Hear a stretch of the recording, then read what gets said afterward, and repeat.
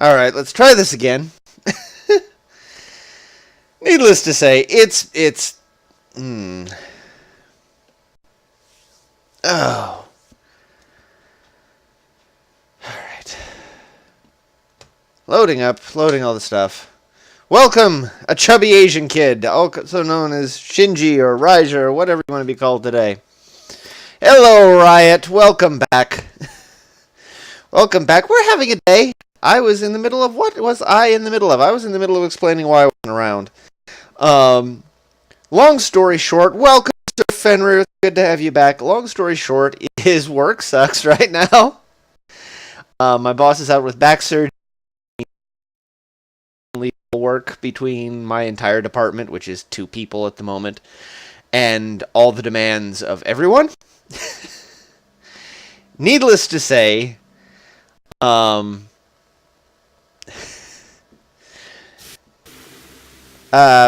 yeah, I appreciate that you were coming and watching, especially that you're taking time out for Destiny to do so.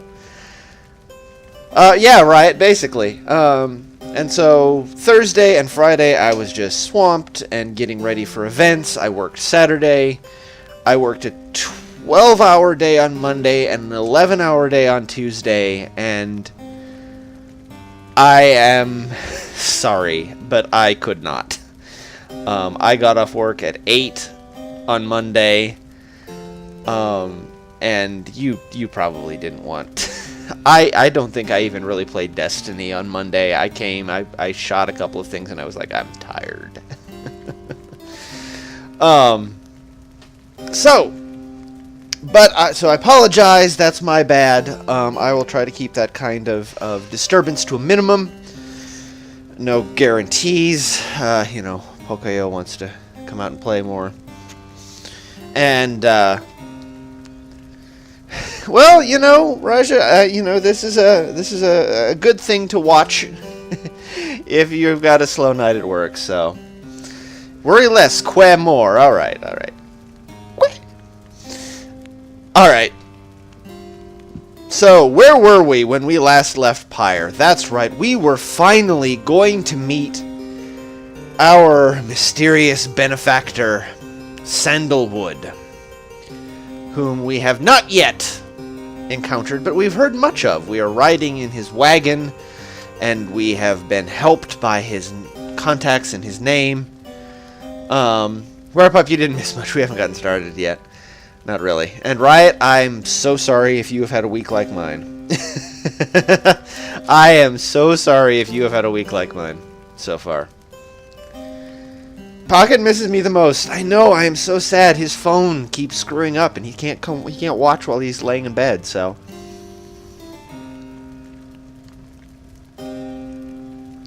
Fenrir, we don't forget you. We're glad to have you back. Alright, so here we are. We are in our black wagon in... Where are we? I don't remember where we are. I don't remember what it's called. We're in some sort of forest. Investigate the surroundings. Perhaps the tall grasses in this area. And by the way, are there enough people in here right now who have not been with us for most of the stream that you want me to explain who everybody is and what I'm doing? Or do we just assume that, if you need clarification, put it in the chat. I will answer questions, of course. Oh, that's right, Raija. You have not been here with us. So I will inform you, and anybody who needs to catch up can do so. We are playing Pyre. It is a new game by Supergiant Games. They've also made Bastion and Transistor, which are big indie darlings. The plot of the game is basically this. I and my companions, who you shall meet shortly, are exiles in the downside. We have been exiled from a realm known as the Commonwealth for a vast variety of crimes, and some of them aren't even so much crimes so much as not fitting in. My character specifically has been exiled for being literate, which is a crime in the Commonwealth. I am known as the Reader. And the downside where we are, as you can clearly see, it is a beautiful, but it is a very harsh place. It is a place of extremes. It is very difficult to survive in. And, but there is hope. By participating in these rites, which you'll see shortly, which are basically 3 versus 3 fantasy basketball, religious basketball, for lack of a better term, with some twists and turns. Anyway, through those rites, it is thought that if we win, if we participate, if we do well, we might be able to be free. But it sounds like there's starting to be more to it than that, and we have a mysterious benefactor named Sandalwood who's been kind of helping us from afar get through some obstacles, and we're trying to find him. He's not where he should be. So we're going to investigate the surroundings. And what it basically is, this segment is kind of Oregon Trail-ish. We choose our path. There's stuff that happens. We talk to people. And then when we get to where the rites are happening, there are more plot details and that kind of thing. For Fahrenheit 451, yeah, that's a classic. Bradbury, and good luck getting a straight answer out of Bradbury about what it's about. But yeah, it's we're only getting trickles of stuff about the Commonwealth, but it is implied to be not necessarily as good of a place to live as they would like you to believe. So, find nothing of interest while sifting through the tall brush of the underthicket. The underthicket, the southern pass through Wakingwood. That's where we are. We're in Wakingwood. But then, and by the way, forgive me, since it's been about a week, if I get some accents wrong, if they don't have the voices they're supposed to, just poke me. Yeah, Riot, I can only imagine. Oh, good grief. What is it, Tizo? Ah, that's right. That's his accent. Tizo, the imp. You would also probably recognize him because Tizo is my, he's my, Twitch icon right now. That's right. He's Twitch. I miss Tizo so much. He's so cute. I need a plushie Tizo. Like, I need one that's about this size to sit on the other side of the computer desk. And no, Tizo is actually my Twitch icon, my Facebook page icon, and my Twitter icon right now, because Tizo. Alright, Tizo seems to have found a clue to the whereabouts of the Lone Minstrel's client. Great. The little imp brings to you a strip of bark. It does not seem unusual at first until you notice a message carved onto the inside. Found a bark strip. It must mean something. A sturdy strip of bark. On it is written, "Come to Cinderroot. S. Notify the group." Rookie, one of my traveling companions, and a dog with a mustache. So it's some kind of message from this Sandalwood guy? Hedwin, otherwise known as my boyfriend. Confusion! Welcome! Seems that way. Which way to Cinderroot? It is due northwest. Perhaps we can set forth early tomorrow, when the woods are still. Sounds good. Everyone, rest up. Big day coming up. We are about to meet Sandalwood, Confusion.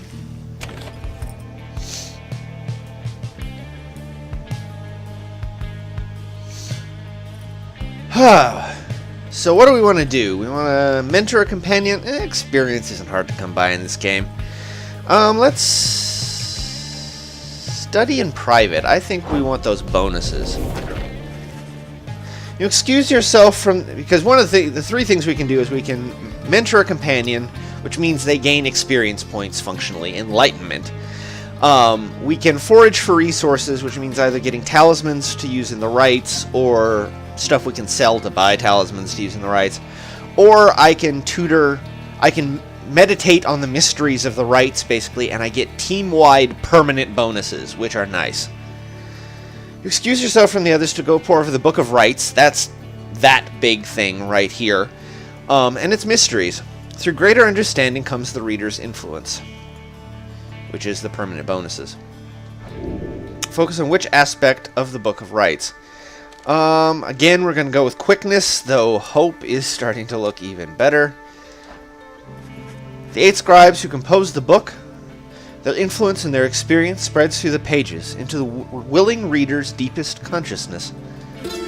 Inspiration comes to you in a flash, whether from the book or from within, you cannot tell. You gain the reader's influence, celerity.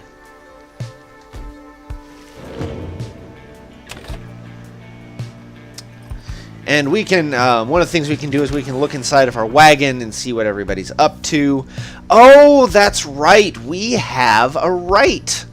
We have a scribe trial, which is basically a single-person trial. Sort of a, not quite a full rite, but sort of a, well, you'll see. We have a scribe trial available. Once more you have returned to me. What is it, reader? She's not actually there. She's a spirit? I think? You invoked Sandra from the Beyonder Crystal. What do you wish to do? Well, first we'll talk to her. Let me ask you something, lovely reader. Have you any idea for how long I have been imprisoned here?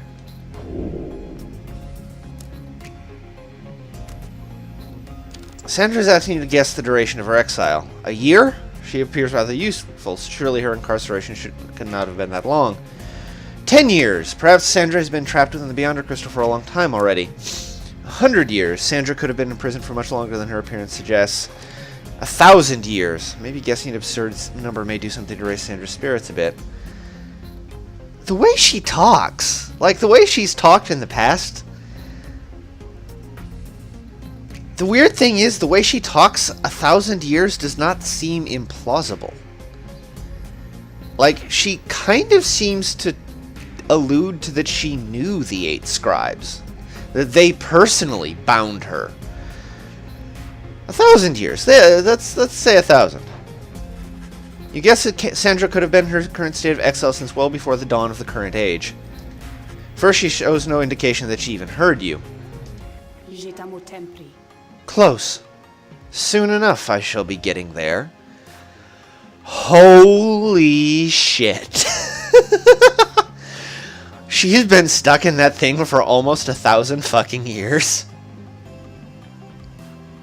Wow, no wonder she's cranky. I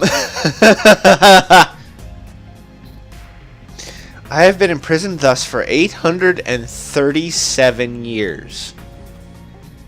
Holy fuck. According to my count, at least, it's possible I've lost track, though given my state, I assure you that I have ample time to verify my arithmetic. She goes silent for a time. Let me give you some advice. If you decide to kill the Emperor, make sure you achieve what you set out to do.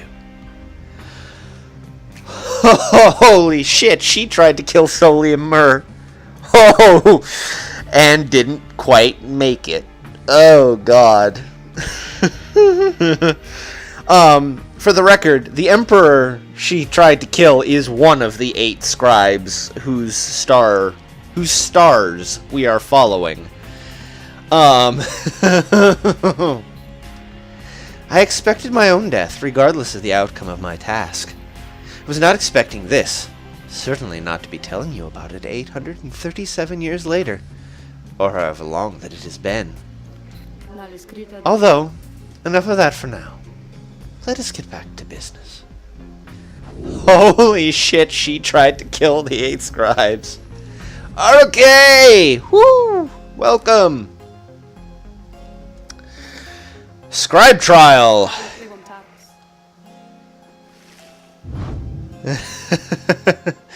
Yeah, this one's gonna suck.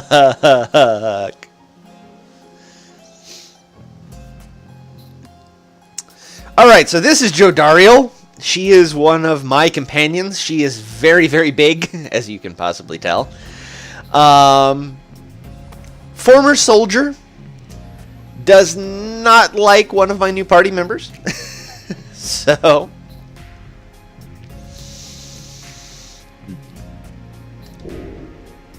Oh, yeah, I probably need one of those. That's... Whose thing do we want to take? Don't want that. Yeah, I think we want that. I think we want her to be just a little faster. She's not very fast. Yeah. Raisha, you're not the only one. Like, shit, I'd almost go straight for Jodariel.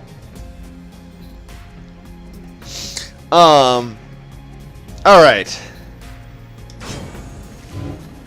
You ask Sandra to administer one of her special trials for Jodariel.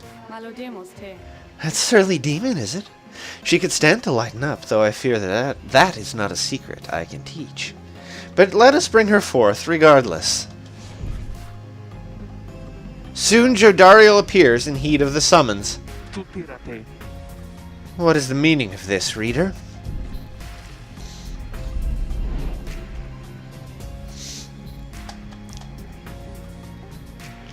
So all of their trials are meant to force you to deal with their weaknesses. Ruki, who's extremely fast, had to deal with 3 demons who are extremely powerful. Also, if you take a note of this, we are in the book right now. In it. Not on it, in it. What is the meaning of this? Reader, where are the others? The apparition Sandra appears and loosens her mask. Welcome to my humble home, demon. You are good at taking orders, no? State your purpose quickly, Wraith. My purpose is to put you to the test. You may be fearsome to behold, but you are old and slow. Your weaknesses perhaps outweigh your strengths, though I sorely wish to see you and your lovely reader prove me wrong. Old, she says. Very well then, reader. Let us show her whether she is right. Oh, Jesus Christ. Harps. Oh, bugger. That was not what I meant to do, by the way. This is not... No, don't jump.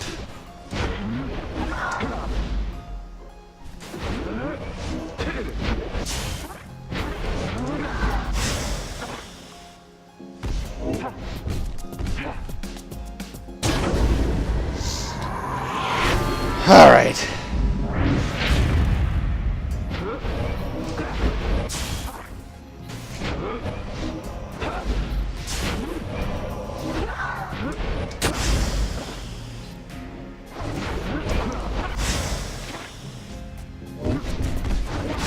Oh, bugger me.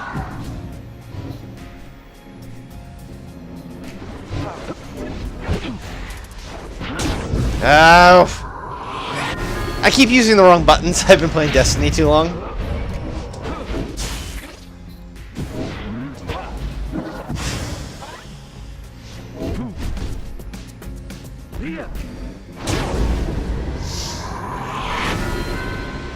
Raisha, this is one of the most beautiful games I've ever played. Not gonna lie.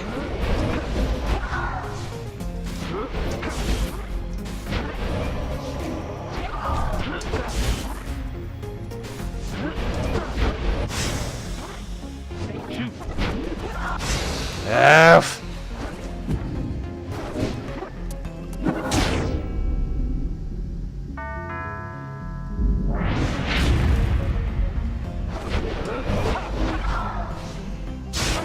Ow! What happened to my aura?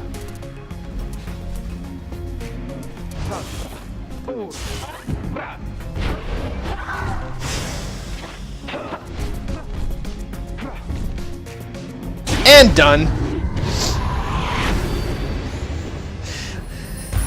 Uh-huh. Reminds me of my dear... Yeah. Sure. You know? Confusion? Maybe the scribes were just with me. I don't know. Are you satisfied now, Wraith? I am never satisfied, demon. However, your performance was sufficient, and you passed my test. Thus, congratulations are in order to you and to your lovely reader. Now, farewell.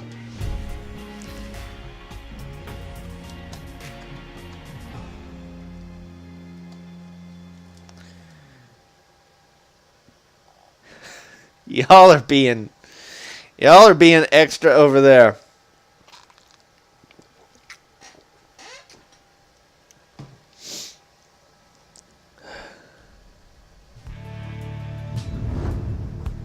Welcome back, Sonata. That was a strange experience. What do you have there, reader? Solium's Horn for completing Jodariel's trial. Rank 5 Legendary Talisman. Jodariel casts her aura farther and faster than usual, plus 15%.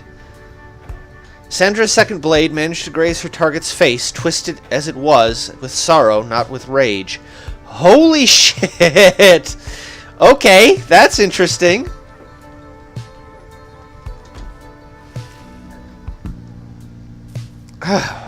Well, that will be very, very useful.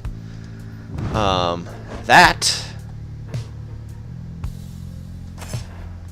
we'll just replace with that. Because... yeah, she's...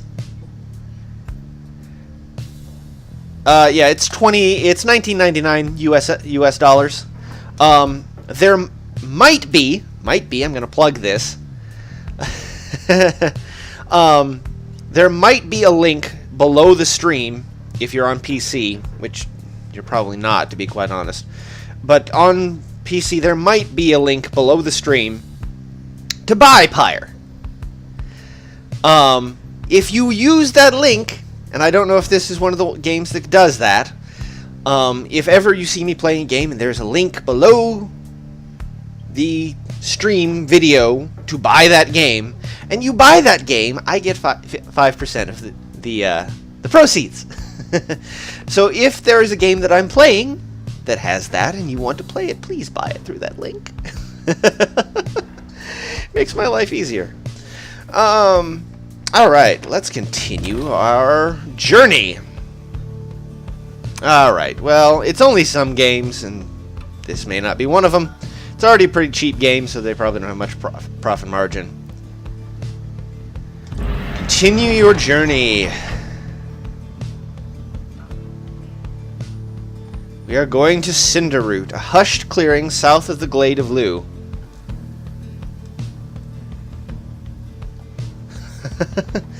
Ah, Raja.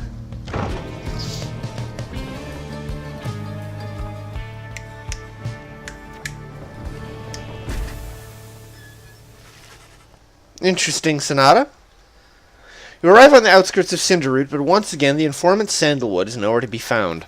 You sense the hopes of your companions waning as your search through the area yields nothing.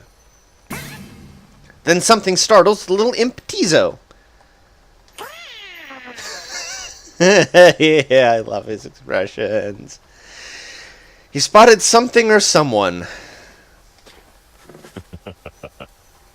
A tall figure strides forward from the trees, making a sound like laughter. The imp charges towards him and leaps right into the figure's arms. They embrace. Alright, so I gotta figure out what voice I'm gonna do for Sandalwood.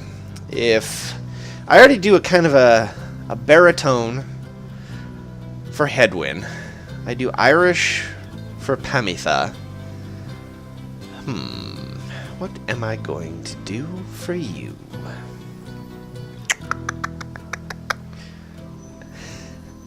I mean, I could do I could do George Takei, but then I wouldn't be able to take him seriously. Actually, why not?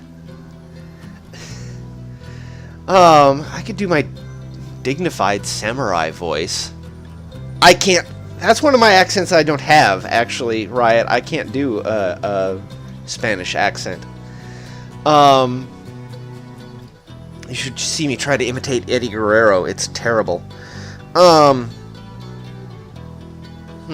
Let's see here. Oh. Hail, Tizo. But you look famished. Here. Alright, that'll work for now.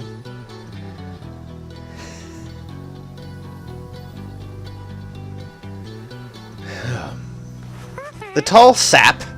That's what he is. Sap. Tree-like creatures known for their ingenuity, cleverness, and ambition. Having allied with them, the Commonwealth achieved in decades what it could not achieve in centuries. Yes, his collar is bamboo, isn't it? Produces something that the imp swallows immediately and with great pleasure. The lone minstrel nods his head in affirmation. Everyone, I wish to introduce you to my client, Wolfred Sandalwood. He is the lone minstrel's client, Hedwig's informant, and leader of the Nightwings. Wait a second. Oh, well, I guess he is, because they're all following his orders. I was like, I thought I'm the leader of the Nightwings. I thought Hedwig was the leader of the Nightwings. Somebody's the leader of the Nightwings, but I didn't think it was him. It has been too long, Wolfred, sir. Too long indeed, Derek. I trust your new companions bring some color to your days. They do, sir. I think that you shall find them worthy of the Nightwings. The Nightwings being the name of my team, essentially. Every group that participates in the Rites has a name. I'm the Nightwings. The sap looks upon the lot of you. You cannot sense his thoughts. We shall see. Sonata. Then he turns to you. You must be the reader.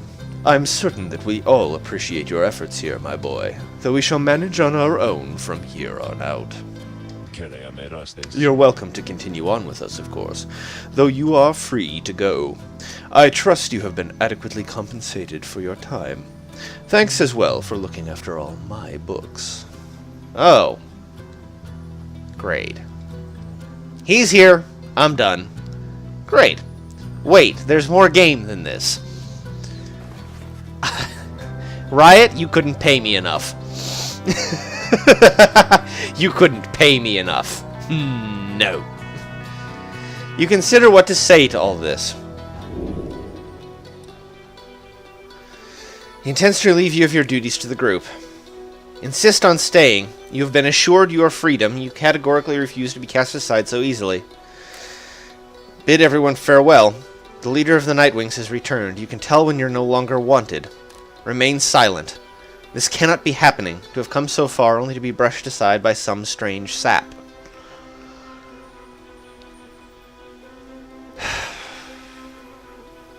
I'm going to remain silent for once, because I don't like this, but if my companions think that he's correct, then what am I to say? You stare back at Wolfred, attempting to glean a deeper insight into what drives him, though you remain unable to sense anything further.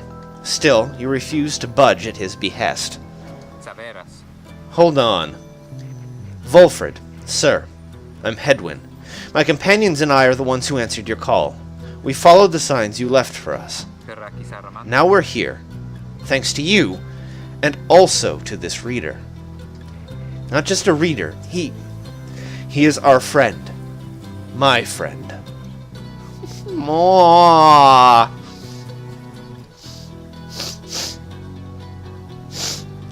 Aww. He's not disposable. We made him a promise, and our freedoms are now intertwined. Wolfred smirks at this. Freedom's not something to be traded or exchanged, my boy. I'd hoped you've come to grasp this much by now. He breathes a sigh. It seems we've started off on the wrong foot. It's not my wish to sour the occasion, for there's much to do. You have a rite you need to get to, do you not? I'll come along, though shall not interfere, for it seems you have a kinship with this reader of yours. Now then, Tariq. Aye, Volfred, sir. Come. Let's have a chat. Of course, sir. Volfred strides towards the black wagon, which must have belonged to him. You sense many conflicting emotions among your companions. Volfred Sandalwood joined you. He knows much of the rites.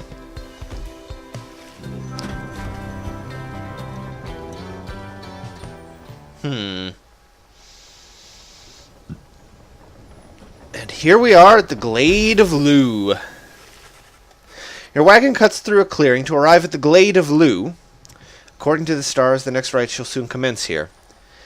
It is actually a language, by the way, Werepup. It is, well, sort of. It's not a full conlang, but it is constructed enough that you can kind of pick out the sense of it if you know what to listen for. It's Latin, Japanese, and Russian to some degree. And it's called Saurian, I believe. Sorry, confusion if you wanted to take that question. He did ask that of you. The great sap scholar Luz Sklorian here vanquished the root titan Limlis Arazak. Where the stars directed you. Volfred nods his approval, but leaves everyone to their devices. Page revealed. The demon. Confusion's probably paying attention, but... we'll start at the slug market. Oh my god, the slug market. Oh, hey you guys. You know, I guess I didn't get the word out about this new franchise which we opened here just now. So, give you a great deal. Just tell your friends, okay? Oh, and hey there, Mr. Sandalwood. Good day to you as well, Ron. This is Falcon Ron. As you can tell, he's got an interesting voice. We're going to sell that. We're going to sell that. We're going to grab some Stardust. Well, maybe. Right Light. Once per rite, if the bear's pyre is extinguished, it is instead restored by 5 points.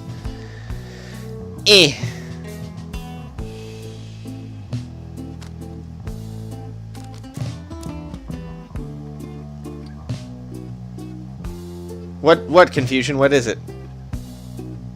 Oh, I actually seen this next group. I actually this next group was the first rite I watched on someone else's stream. So this is going to be fun. Yeah, you're right. Sunken Shadow. Any adversaries banished by the bearer take longer to return. Righteous Flame. After dousing the adversary's pyre, the bearer's pyre is restored by up to 5 points.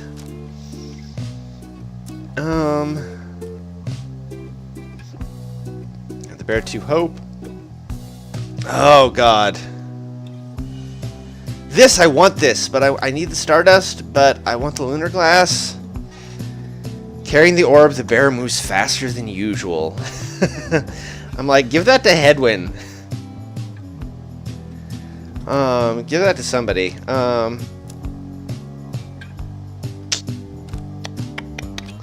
You know, I think for what we've got, where we're at right now, we don't need it. We'll get it later, we'll get this now, and we'll save our money. Poppy Ficky Toste. They're leaving, Dad. Just look at how much we got this time. God, Falcon Ron. Alright, Volfred. Nice to meet you. So each of these little talismans here shows what your people are doing. I like to go read them. Pameth is Moonshine. She's attempting some practice flights. Hedwyn is out training his cooking tins. Jody is staring at the book. Oh, God. What does Sandra have to say? My lovely reader comes to me again. To what do I owe the pleasure? And she doesn't have anything extra to say. The minstrel is nearby. Tizo's hopping around. Ruki is sniffing at the book. Bay is saluting the scribes. Okay. Yes, that is actually her name. You get to choose her name. It has to be something that rhymes with, that ends in A, A-E. And, so we named her Bay. Sir Gilman is weighing tactical advantages. And, alright. You can drink her moonshine. Oh, shit, you can drink her moonshine. Oh, dear. Is that something floating in it? That's probably not good. What does the book have to say? The Demon. In the words of Golgolathanian, the Master General. Emperor Moore. Scarcely could I recognize him when I at last found him. A half-starved animal, horns sprouted from his head, a bestial mirror of his blackened reputation. And I, a man who conquered countries, feared my emperor, then in such a way as I had never known. My charge had been to slay this man, but when I discovered him, he was already fighting for his life. The little imp, Haub, proved of little help against the Sisters of the Arch, whose entire lives were culminating in this instant. I was unable to watch. My heart ached with such pity for the man, and for the love I felt for him when I had served him, that I sprang to his defense. So the story of the 8 scribes is interesting. For those who haven't been watching, the 8 scribes were, with one exception, the people who came to hunt and kill the fallen emperor Solium Mur, who had abandoned his kingdom and gone to the downside in search of treasure, and there found enlightenment. Well, most of them were that anyway. He there found enlightenment, peace, something, and they joined him instead of killing him. And together they made the downside safer. It's not safe, but it used to be worse. And they are the ones who created the rites which we are now following. And they all are represented by stars in the sky. Volfred, he seems to have something on his mind. As you approach Volfred Sandalwood, you feel very much aware that you reside within his black wagon, rather than he in yours. He studies you in silence for a time, then... Tariq, if you have a moment... Aye, Volfred, sir, what is it? This reader. You deem him worthy by your estimation? The lone minstrel tilts his hat in your direction. If you wish my own estimation, Volfred, sir, then I do. Of course, it is not entirely for me to say, but I have seen this reader integrating with the others well. I believe that his achievements are self-evident in having reached Black Basin. And your instructions were deliberately difficult to follow, yet he and the others followed them. Hate the idea that this guy's been yanking me around, and now he's taking ownership of my black wagon. Thank you. Indeed. Your words make sense as ever, Tariq. And what does little Tizo think of him, I wonder? Tizo indicates that, as a matter of fact, he is happy to have you around. Oh, Tizo! There you have it, sir. I see. He continues to examine you. High praise isn't often spoken by those two, my boy. Nevertheless, I shall be watching you. Now pardon us. Tariq and I have matters to discuss. They leave without another word, though you think you noticed the lone minstrel look your way over his shoulder. Interesting. Alright. Commence the rite. You and your fellow exiles arrived at the sacred site called Glade of Lu, and now look to the stars in the sky to signal the beginning of the next rite. The woods about you bring a sense of tranquility you have not felt in some time. But then, you notice one of the trees move. It shuffles towards you and regards you with an exaggerated bow. Well, goodness, by the roots of Lusclorian, it would appear the rumors are correct. The Nightwings have returned. Oh, but where are my manners, One moment. The sap claws at his mask with wispy fingers. Much better. H. Manly Tinderstaff at your service. Perhaps you've heard of me. God, I love this music. Ha!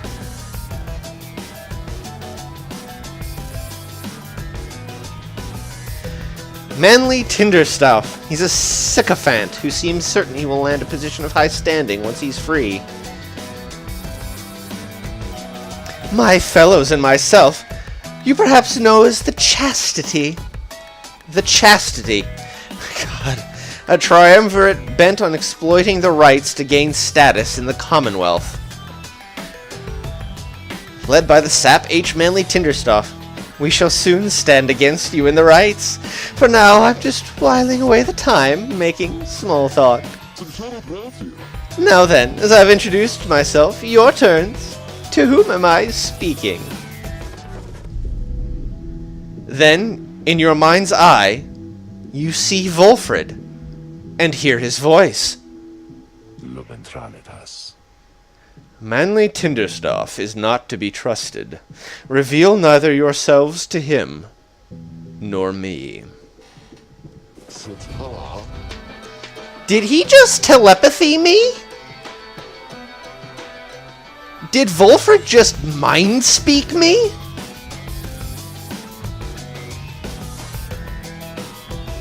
Well... Beneath her mask, Jodariel stares back at him in silence. You suspect Volfred's message may have reached every member of the group. Holy shit! Why now, how very rude indeed. Well, fine. Ignore me, but you do so at your peril. Anyhow, once this evening's rites commences, any moment now, then I'm afraid ignoring me won't be an option any longer. Oh, and now I do believe the sky's beginning to show. And part of this is this is the voice I'm doing for him. I'm drawing my own, I'm just having fun being a pompous ass. I'm not trying to make him queer or anything like that. Come on. Have you met the chat? Have you met me? But, we'll have to chat again some other time. Now come along, come along. Basically what I'm doing with him is I'm doing the Mr. Popo voice, but pitched up. So instead of, you know what you're not, safe. Instead it's like, you know what you're not, safe. That's just, that's all I'm doing, is I'm just pitching Popo up like an octave. Manly bows and wanders off into a clearing as the stars begin to burn.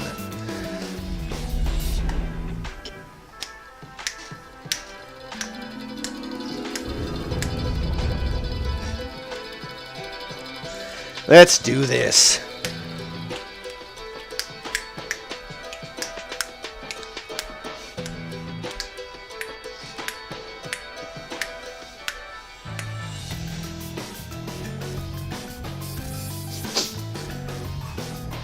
This game's got the best soundtrack. The stars align themselves before you, reader.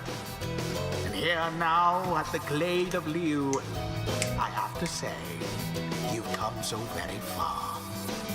But there are those, such as your adversaries called the Chastity, who have toiled for this too.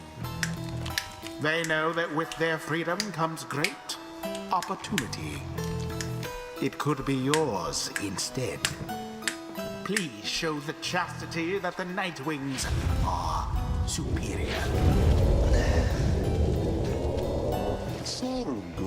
I wonder, oh honored Nightwings, how well you know these woods. Why, these woods would strangle you, and I'm afraid I could do little to stop them, even if I tried. You might do better to beware of them. When Jodario continues to ignore him, he grows upset. Why, you insolent! Well then, fine. Let us begin the dance indeed. He shoves his mask back on in a huff. Who is the disembodied voice? Yeah, that's a really good question. He's the guy who runs the rites. The thing is, he's an asshole. And allow me to thank you in advance for helping me to return into my proper station in the Commonwealth.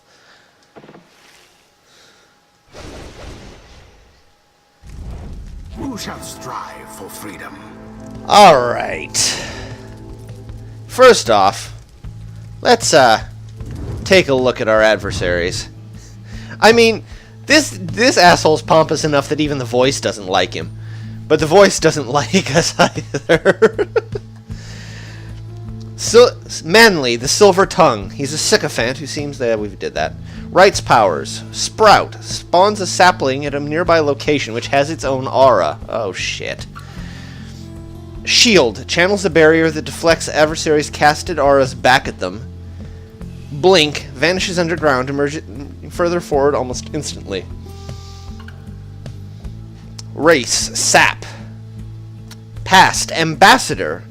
The Westerly Woods retains its sovereignty for complicated reasons he would be happy to explain. The saps ushered in a new age of industry for the Commonwealth in exchange for many benefits. His astral sign is unknown. His crime, motive, or years exiled is unknown. We can't kill people in this game, Riot. It's not that kind of game. His talkative sap seems to enjoy making empty promises about his eventual return to the Commonwealth, where he is certain he will achieve a position of considerable authority. Though insufferable, he does seem knowledgeable about the inner workings of the Rites and of the Commonwealth.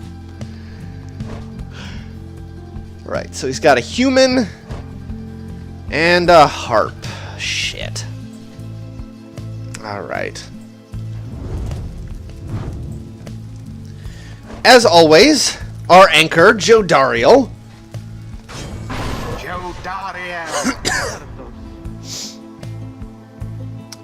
And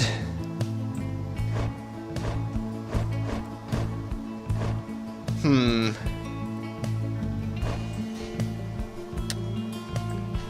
think we might counter harp with harp.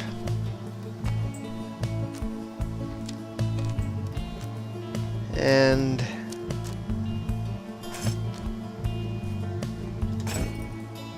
oh, she will not participate in a rite where Jodario does. Oh, shit. Fine.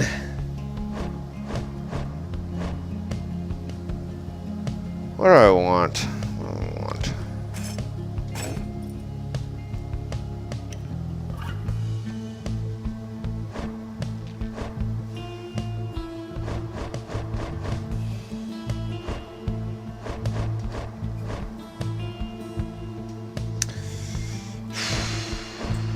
Which is a shame, because, like, he won't level.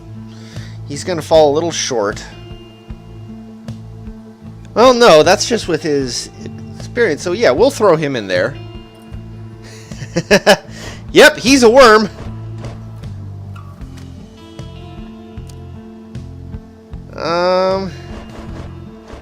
Oh, he's already plenty quick, but we're going to do some banishing with him. So, let's see if this works. And, as always, our favorite. Tizo. It is done. Tizo is eager to knock Manly and his goons down a peg or two. Are you quite ready, finally, old Nightwings? May all those masks of yours ensure no harm should come to any of your lovely countenances. Now come along, come along. Let's give the stars a show.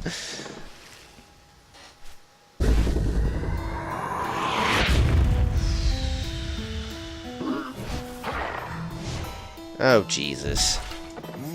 May I present to you Humboldt Manley Jr.? Why, he's every bit my equal, and is poised to guarantee the Tinderstoff line shall have a bright, bright future. He goes on and on about his sapling for a while. I have had more than enough of him. This knight, now as ever, is in full accord with you on this, good Joe Dariel. Now, isn't he just the most precious thing you've ever seen? The sapling is nothing but an extension of Manly. If he is banished, the sapling should cease to trouble you as well. Manly and his offspring hold no small degree of influence within the Commonwealth, reader. Nope. There are many who would welcome his return, though none so much as he himself. Now take it.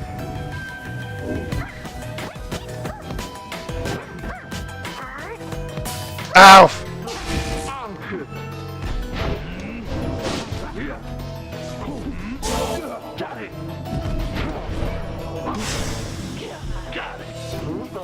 Yes. Ow!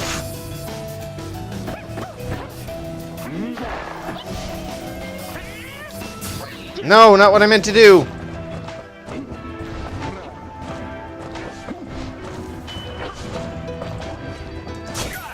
The orb.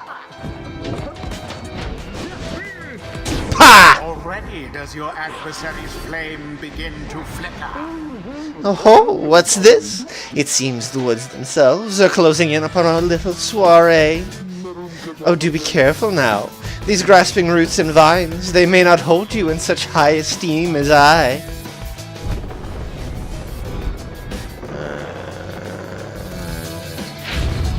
Your adversary Manly is comfortable in this suffocating glade. Yet he longs now for the comfort of his Commonwealth estate. Perhaps such wealth ought to be reserved instead for you.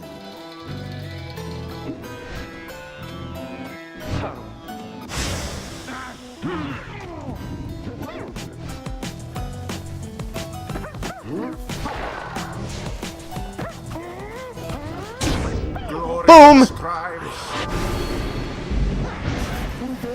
Oh dear, the woods are closing in, uncomfortably close at that. Whatever shall we do? Perhaps if you just stand aside a while, we could put an end to that this much the sooner. Fenrir, have a good night!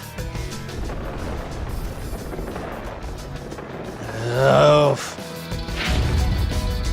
You extra little...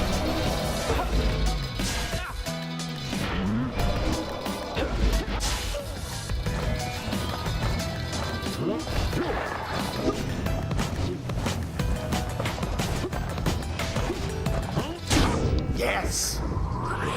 Oof! Say, have any of you noticed how it's feeling rather crowded out here? Almost as if the 100 Minds himself resents you being here.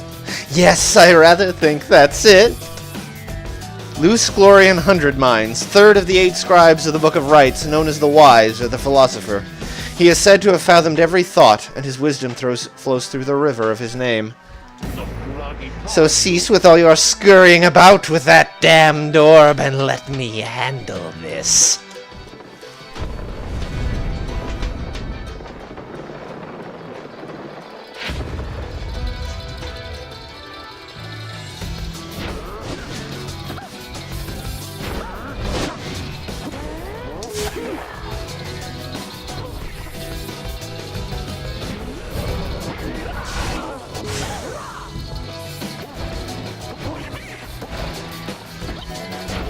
Now then. Oh, bugger.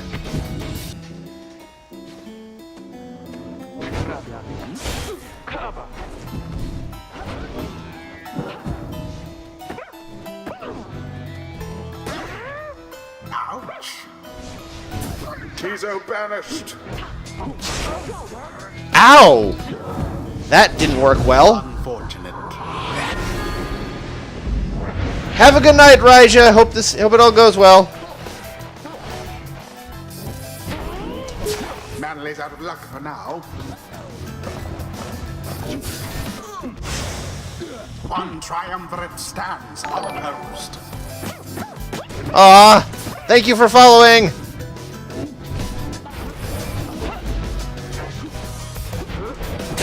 How fine. Boom! Ariel plunged into their pyre. Alright, you Nightwings, I've had it up to here with you.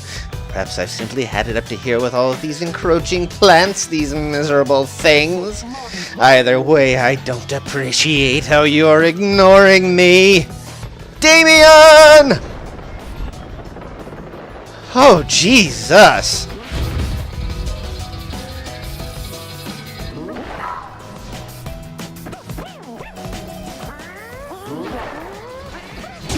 Brilliantly done.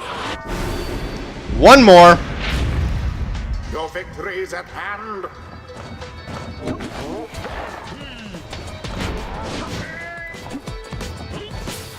Almost.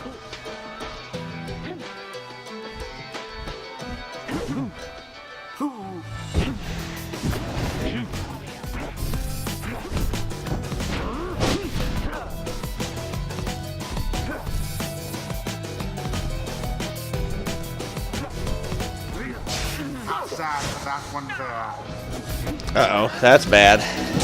The fires wane.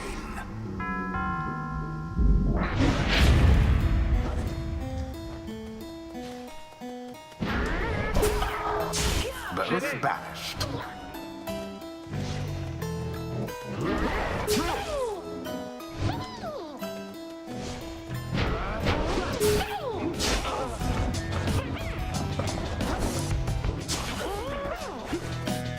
Away with them.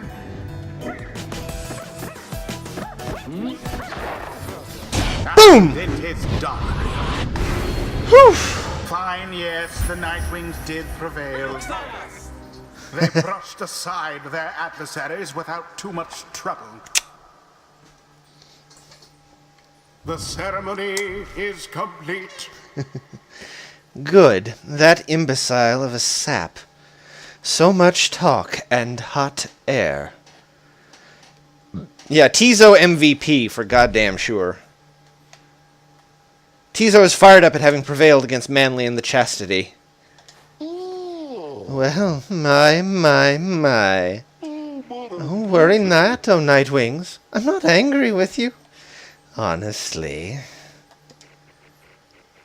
But I'm very, very, very, very disappointed. I thought perhaps that we had something going here between us. You scratch my back, I scratch yours, and all. Instead, however, you decided to spit in my face. Fine. We'll have to see where all your rudeness gets you. Now, ta-ta. Always. What is a what? Their greater knowledge to be gained.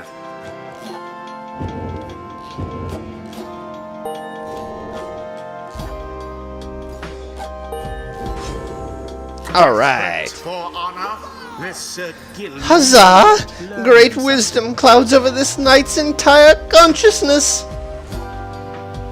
Kevin Owens, best wrestler in the world right now. All right. Ooh, after Sir Gilman banishes an adversary, one of his banished allies shall instantly return. The Under King promised over time to seek justice for more than 3,000 of his fallen brethren. Valiant return. If Sir Gilman and all his allies are banished, he shall instantly return. Nice. The one vow the Sea Sojourner was unable to keep was his vow to one day return to the Sea Dominion. The end point for this set of masteries, Depths of the Sea Sojourner. The Under King traveled all across the seas and survived many perilous adventures. For 10 seconds after banishing an adversary, Sir Gilman deals an additional 10 damage to the adversary's pyre. Now these kings shall sing the... Now these seas shall sing the tales of Ores, the Underking having felled unfathomed plurns. So that one...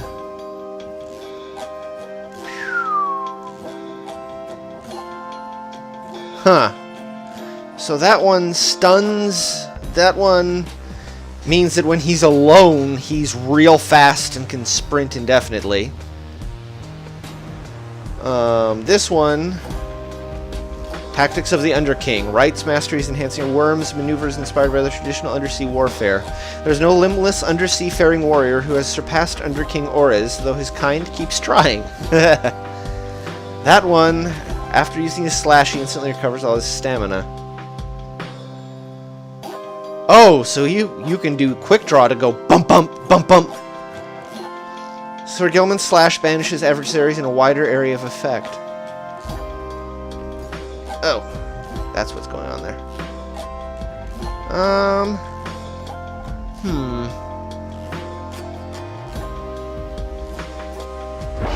I think I like that.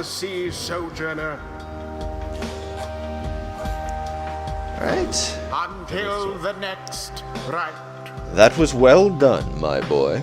I am beginning to see why your companions vouched for you. Don't let it go to your head, of course.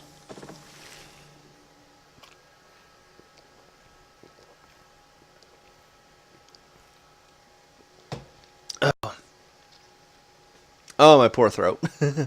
Just so you know, by the way, we'll be doing this again tomorrow night. We'll be doing a stream again tomorrow night. So that, to make up for not having Monday, because we need to do that.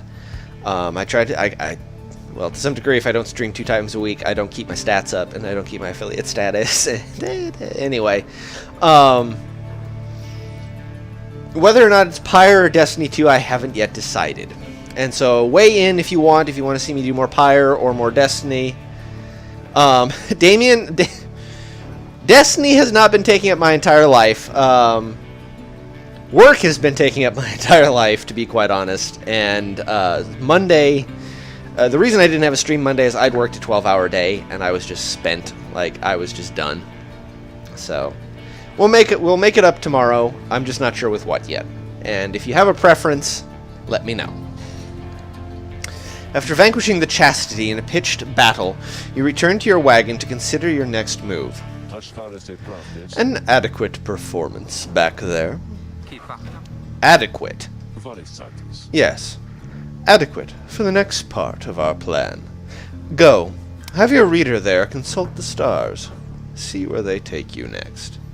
What you might have seen is I'm swinging back and forth, and that kind of changes how the light moves. Yeah, don't worry. There's nobody here. There better not be anybody here. Don't mess with me, Riot. Don't mess with me on that stuff. I'll give you a hint. It's further north. It's going to be high up. Did this knight hear you say high up?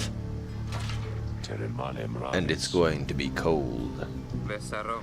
We'll see. Come on, my friend. Let's have a look outside, then. I'm going to be looking back behind me now for the entire night. Oh. The plan Volfred mentioned. I just want you to know. I don't know what he means. That's a feat, Sonata. I know where you live. We're here because we're going to be free again. We won't be living out our days as exiles. That's the only plan, as far as I'm concerned. But there's always a catch, right? We'll see what Volfred has to say.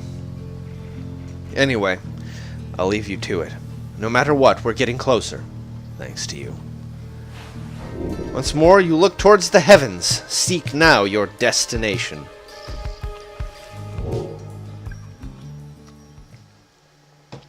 That's very nice, Sonata. I appreciate that, though there may be some hitches in that plan. Why do I recognize this music? Solium, the golden star.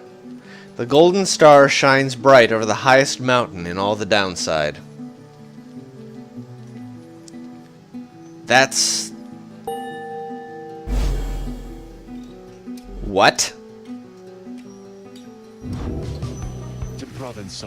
So now you see it for yourself.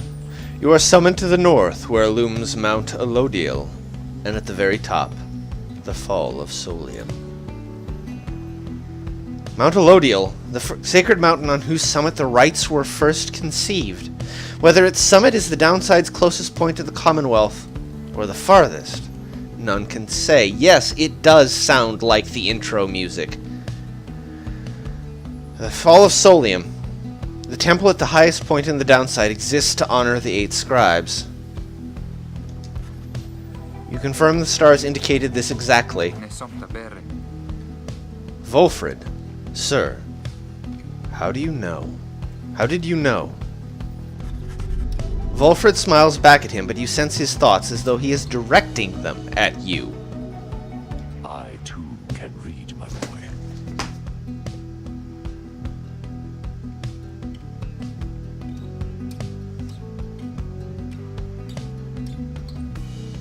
I wasn't the only one that heard that, right?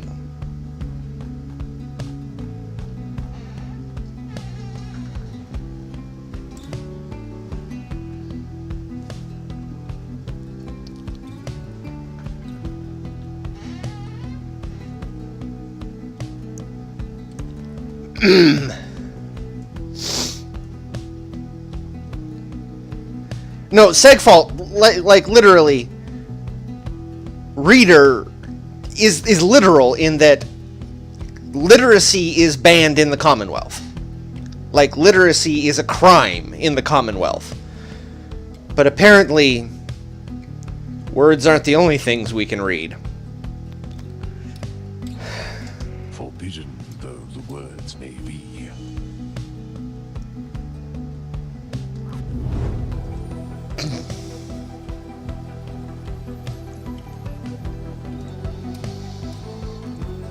He turns back to Hedwyn.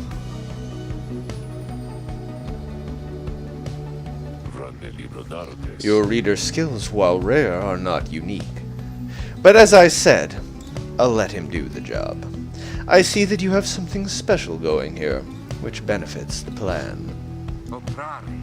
What plan? I thought this was about our freedom. Oh, fear not, my boy. It is indeed.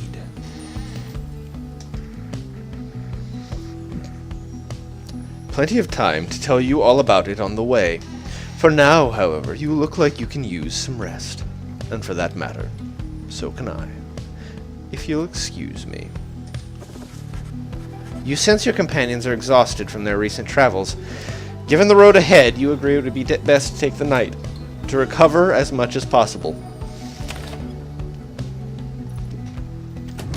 Is there anything here to pay attention to? Nothing.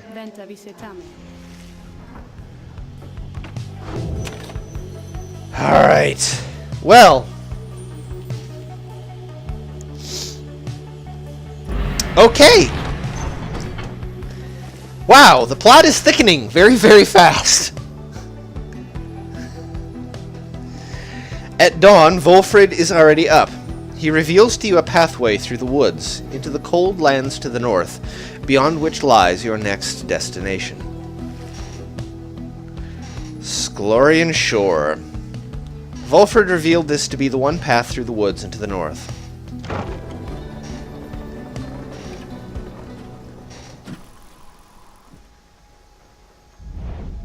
Whoa.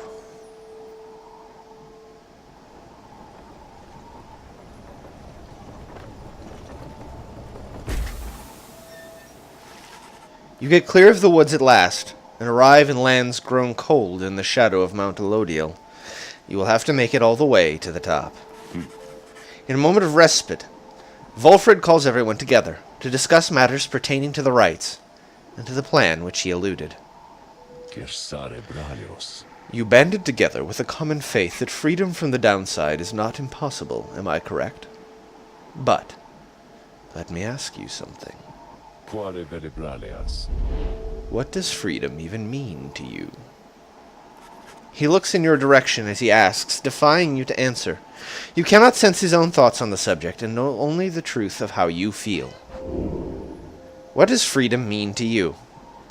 Doing what you want. Freedom means being able to make decisions on your own terms.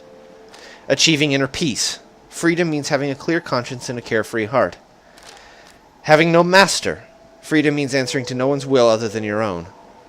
Going where you please. Freedom means being able to go where the heart yearns without restriction and without fear. To feel true love. Freedom means not having one's strongest feelings and emotions repressed or rebuffed. Living without fear. Freedom means living life without concern for others' judgment or approval. Nothing at all. Freedom is just another empty goal to chase, to give one's life a false sense of meaning. And freedom, and remain silent. Freedom means not being forced into responding to such questions. It's one of these two, to me. Like, and I'm leaning towards this one.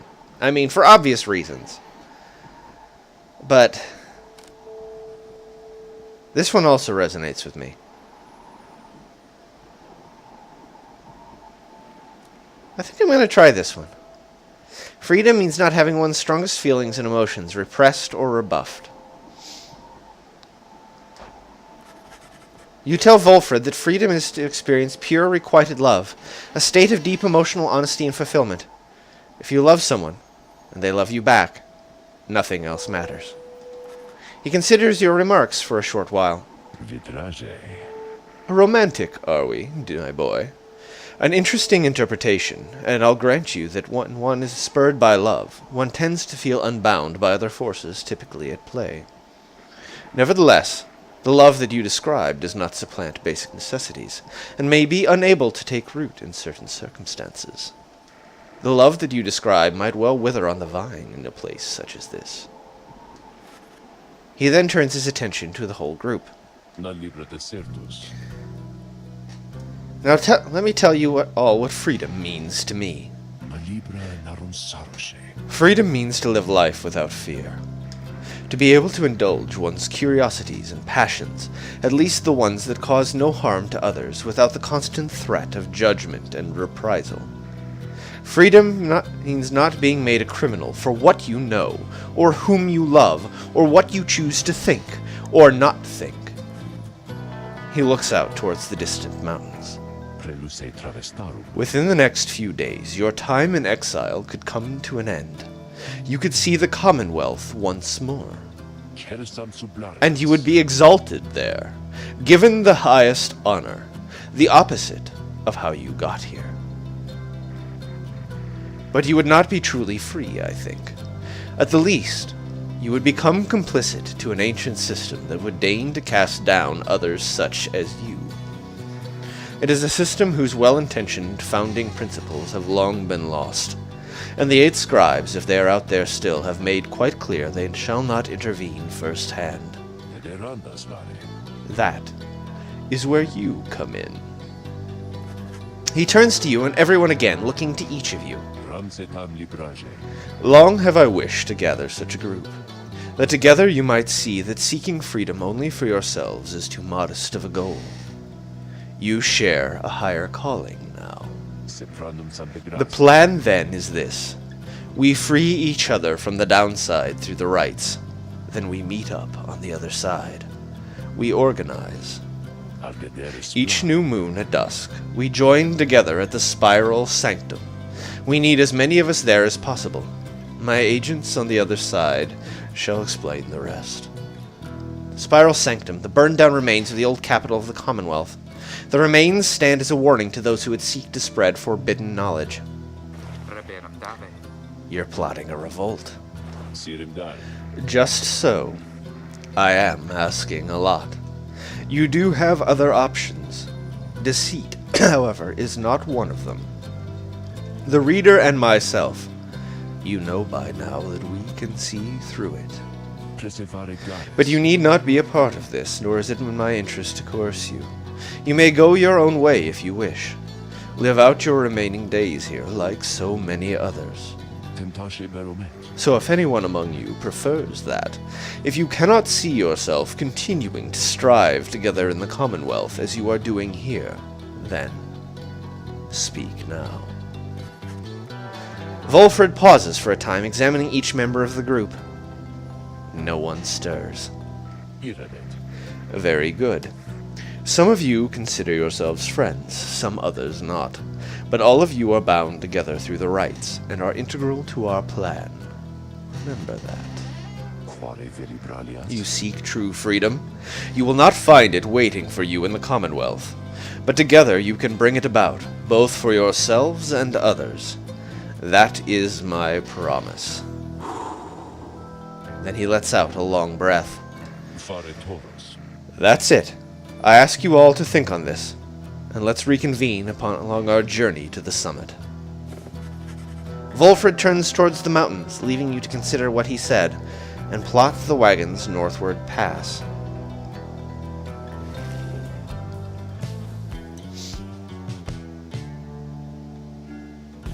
Oh, no options to stop yet. Pathway leading north to the Sacred Mountain.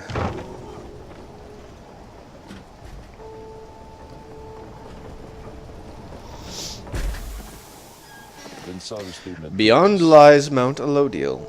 I suggest we make camp here at the base of the mountain, for we shall need our spirits and our strength to make the ascent. The Beyonder Crystal seeks Tizo!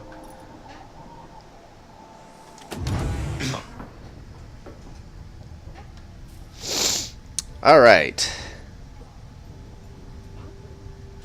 Volfred first. There you are, my boy. There was something which I wanted to discuss with you, in private. Volfred stares at you rather intently, as if reaching out to you, and then... Chantage, amitas.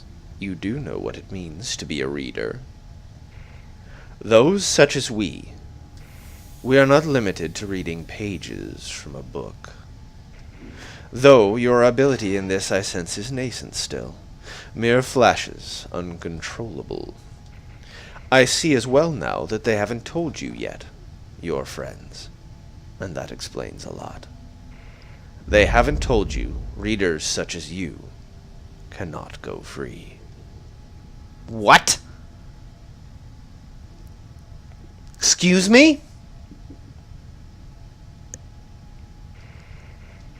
I had wondered why you would insist on pressing onward with this group, in light of this. The answer then was plain. You simply did not know, or fully realize. They did not deceive you, by the way. There is no reason they would know themselves, other than Tariq, who shall not influence your thinking in such manners. Rather, I had expected, when at first we'd met, that you already knew of the truth of this from having read the passage in the Book of Rites which states it plain.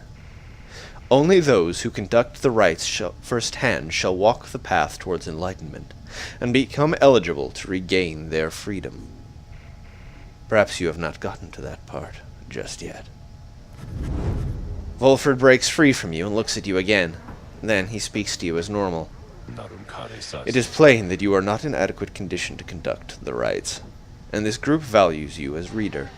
I wish only to ensure you understand what you are getting into here. Despite whatever hopes and dreams and promises might have been shared, I do not think the rites can help you to return, if that is what you had in mind. So once again, I invite you to depart, and I will see to it that you are compensated. Do not misunderstand. If it is your wish to remain, then you are welcome. But this journey we are on, it has no guarantees, not for you, nor for any one of us. Do you understand? Say you understand. There's more at stake here than your freedom alone, and besides... Yeah, I don't know what's going on, Sonata, because it's not on my end that I can tell. I'm not dropping frames or anything like that, and it looks like my connection's been steady. Say you do not care. You have learned in life to keep your expectations low and tempered. Say nothing. If Volfred really wishes to know your thoughts on the subject, he knows where to find them. Yeah, well, that's kind of... wishes to know my thoughts on the subject. Hey, am I thinking loud enough for you? No. We're in this. We're in this to the end. You understand the words of warning, yet just the same you choose to carry on. There is more that you will wish to achieve on this journey than freedom for yourself. I admire that, my boy. Then very well. Know that we have much at stake here in this, anyway. Much more than just a shot at going back into that commonwealth, which cast us down here to begin with. Oh no, but that's the thing. If he participates in the rites, he can go. If you remember, I don't know if you were here for the beginning of the stream, Werepup, but my character was found half dead and extremely wounded. It is quite possible my character is not physically capable of engaging in the exercise of the rites. It is very possible that it is not that my character literally cannot run or jump or whatever enough to do the rites. As you've seen, they're rather strenuous. Sounds like you intend to stick around. Then we'll have lots more time to chat as we ascend the sacred mountain in the coming days. Until then.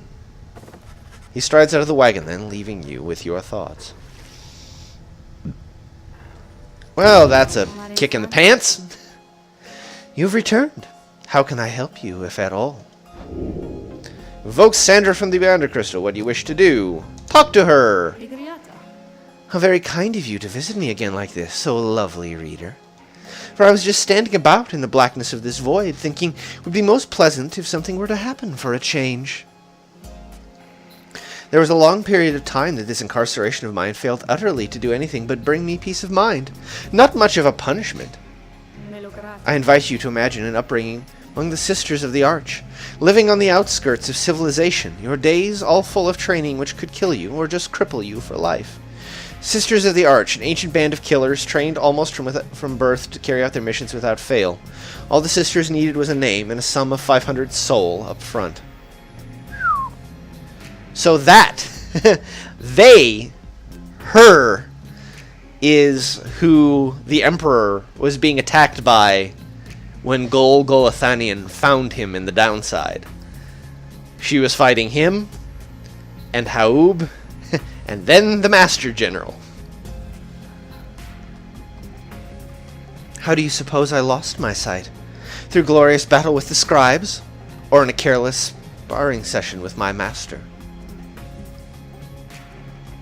Ah, but I've not forgotten enough just yet. In any case, first I welcomed the prospect of not having to struggle every moment to survive. But then, in less than 2 centuries, why, I started to grow terribly bored. It did not help at all that the Nightwings of the early days were the stodgiest lot you could imagine, obsessed with obeying the book as strictly as they could. Some of them started to remind me of myself, I think, when I was young. Such idiots, the lot of them. Ah, but what am I saying, lovely reader? I shall not bore you further with such matters. I would have bored myself to death back then, if only I could die. Like so many other things, I think mortality is something oft taken for granted, until it is taken away. So given your mortality, let's say that we get back to business here. She is interesting. I am being trained by a functionally undead assassin from nearly 1,000 years ago who attempted to murder the guy I'm following. Have a good night, Riot. Hope you join us again tomorrow. Oh, good. Just as I was beginning to feel even more bored than usual. Tizo!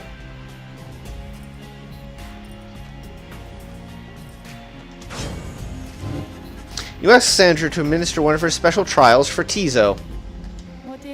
I dare think I remember something of that imp. He certainly stood out from all his ilk. Well, that's really not saying much. Well, let us bring him forth. Tizo soon appears in heed of the summons.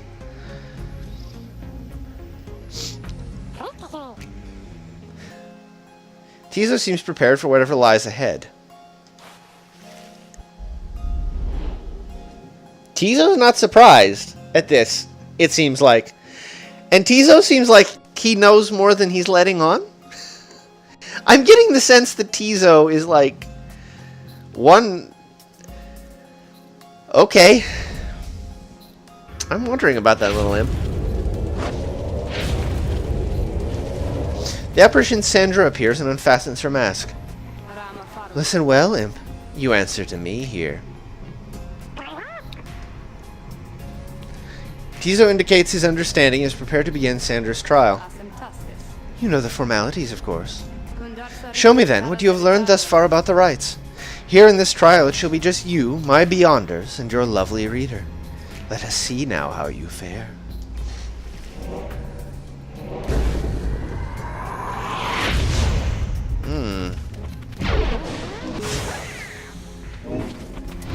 Ow, bugger.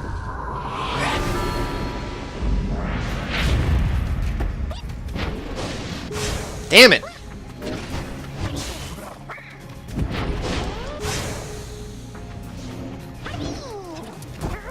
God damn. I am not off to a good start here.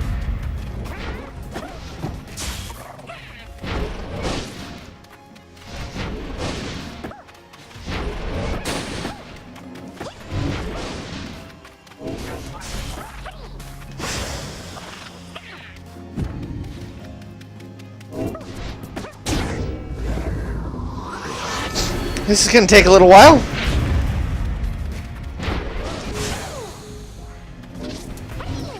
No!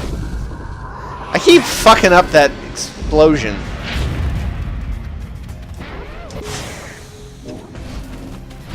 Yep. Alright, I'm probably going to have to do this one again.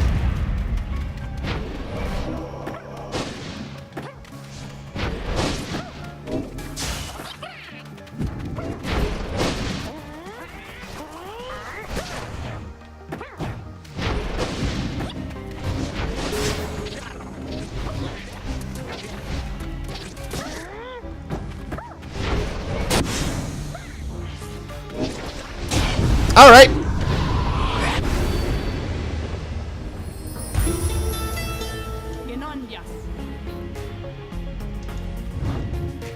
Alright. Frustrated. Yeah, so am I. I'm not tell you to waste more of my time, but then my time is there for you to waste. So try again now, or whenever you so choose. Yes, we should do better. Come on!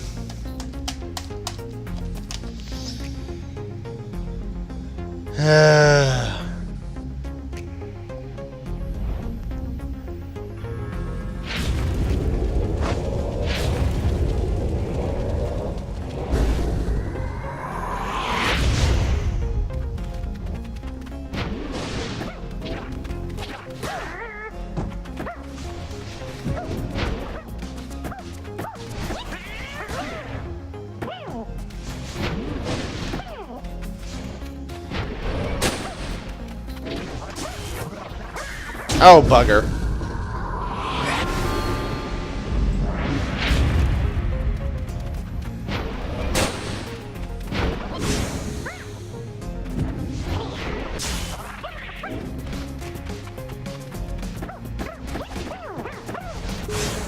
Really?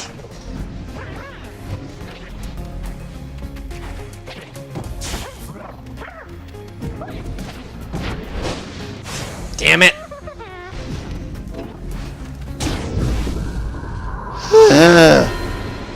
They're fast.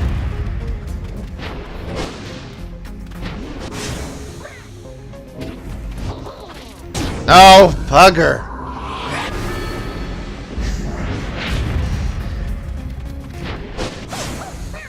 Mother of pearl.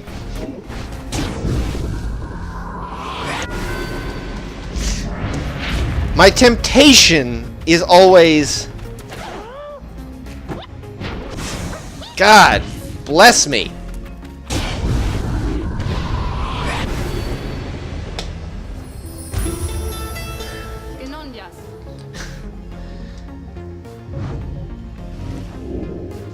Yeah, Tizo's challenge is apparently a bitch. Okay. Good to know. This may take a few tries. I'll try to be entertaining about it. I may just start cursing. I may just start yelling curse words every time that this fucks up.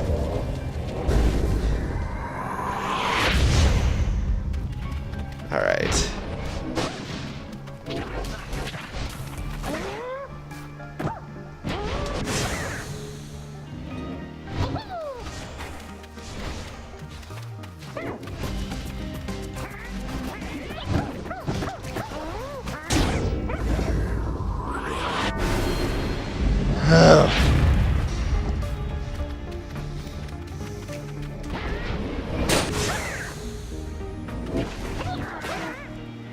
Don't even.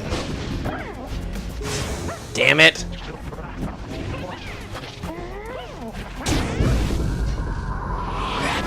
All the scribe trials are 3v1.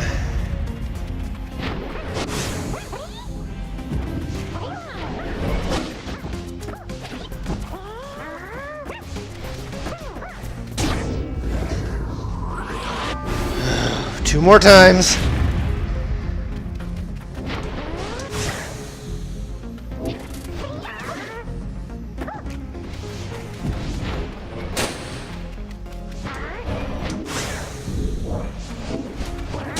Damn it.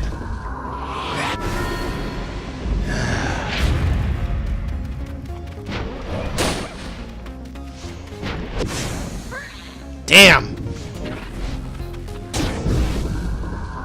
They're faster than I am. That's the thing that bugs me. They're faster than I am.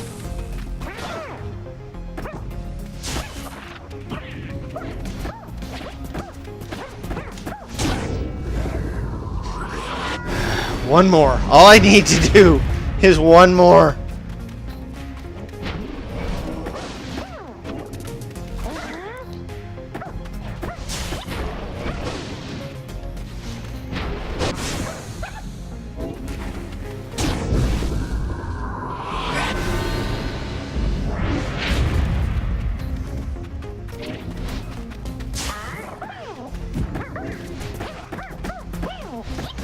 No! Oh, thank God.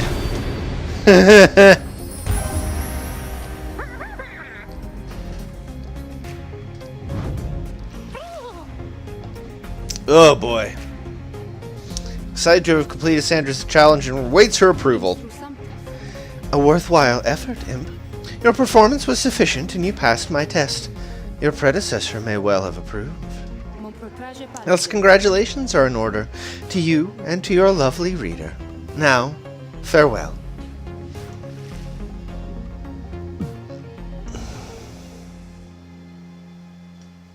What do I get? Give me what I get.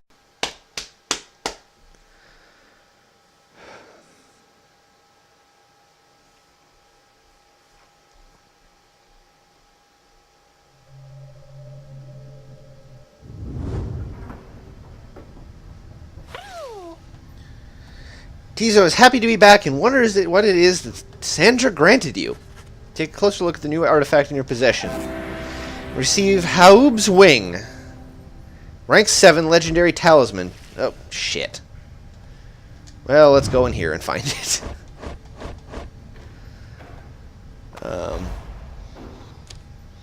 Tizo's Flutter and Zip abilities cost 35% less stamina than usual. Oh, geez. So he becomes really, really, really fast.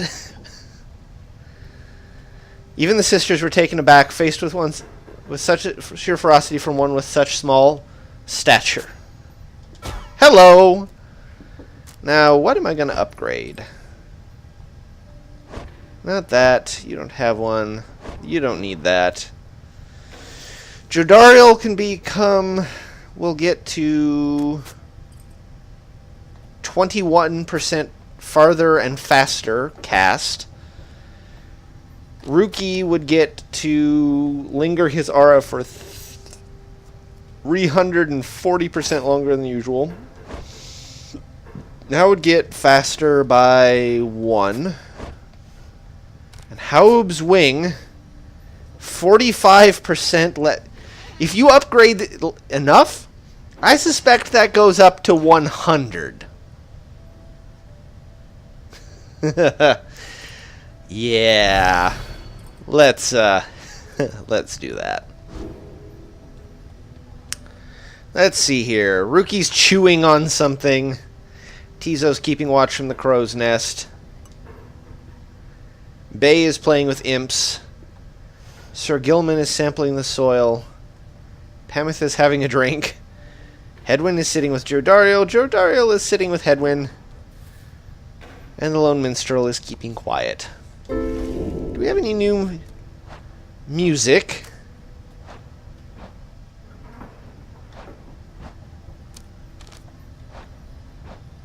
Yeah, we're getting a lot. Ooh.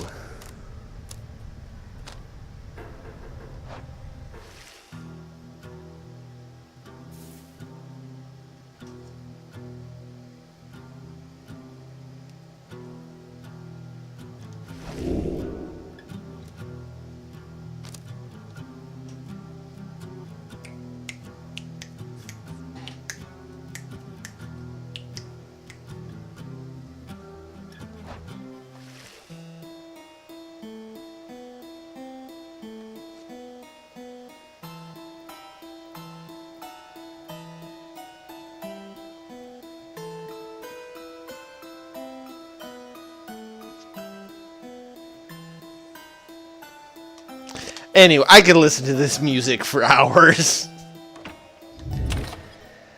Discuss the plan. Aw, where, Pop? Earlier, Volfred called for a group meeting, presumably to reveal his plan in more detail. Instead, he reveals some bad news. Wait. What are you saying? What I'm saying, my boy, is that while you can indeed get yourself out of here, it can't be all of you at once. We must earn our way back one by one, or not at all. Shit. But I swore that we'd go free, together. We may go free together yet, but it's going to take time. And this is only the first phase. You, Hedwyn, and the others exchange glances. Let me make this plainer for you still. Here is how the coming days are going to unfold. First, we're going to ascend Mount Elodiel, there to the north. You may not think this wagon's fit for it, though rest assured it's made the journey many times. Next, we'll pass through Scribe's Gate. Only the worthy pass through there, as your reader could attest, if he did not merely skim that chapter of the book. Snark all you want, Volfred. I haven't been here that long. Scribe's Gate. It is said the scribes themselves keep watch over Scribe's Gate. The judgment of the scribes determines who can cross and who is sent the fast way down. Very nice. Afterwards, we'll reach the Fall of Solium and meet our adversaries in the Rites. They're to be the Tempers, led by the demon Ignarius. You'll know him when you see him. Tempers, a mighty triumvirate that has been the closest rival of the Nightwings, led by the demon Ignarius. He's the notorious demon leaders of one of the most feared triumvirates at the Oh god. Both you and they shall choose someone from your respective ranks. Then, once one of the triumvirates prevails, their somebody will be whisked home to the Commonwealth. Whisked home to the Commonwealth? Precisely. Once returned, our somebody is taken in, and clothed, and fully pardoned. The Commonwealth knows about all this? The same Commonwealth that says a sentence into exile is forever, and freedom from the downside is impossible? Many of these details the scribes themselves wish to be kept secret. Former exiles and the leaders of the Commonwealth alike have good incentive to protect those secrets well. So then, that's it? We climb the mountain, someone goes back, and everyone else stays. For most of those participating in the rites, yes, that's it. But I like your connotation, and indeed, for most of us, that isn't it at all. If one of us returns, it shall be just a step along our path. However, let's let that sit for now. Gather your strength. We'll talk again on the way up. Volfred leaves the rest of you to consider what he said.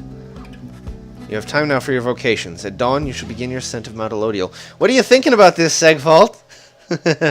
What are you thinking about these twists we're getting hit with? Nothing to do in the wagon. Mentor a companion, forage for resources, study in private. I think we're gonna need every edge we can get.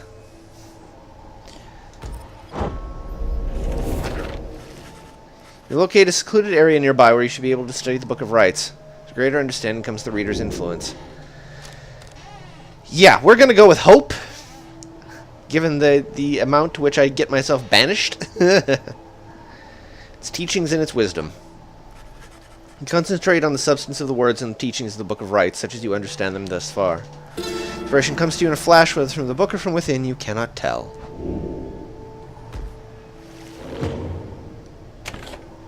Continue your journey. Mount Elodial.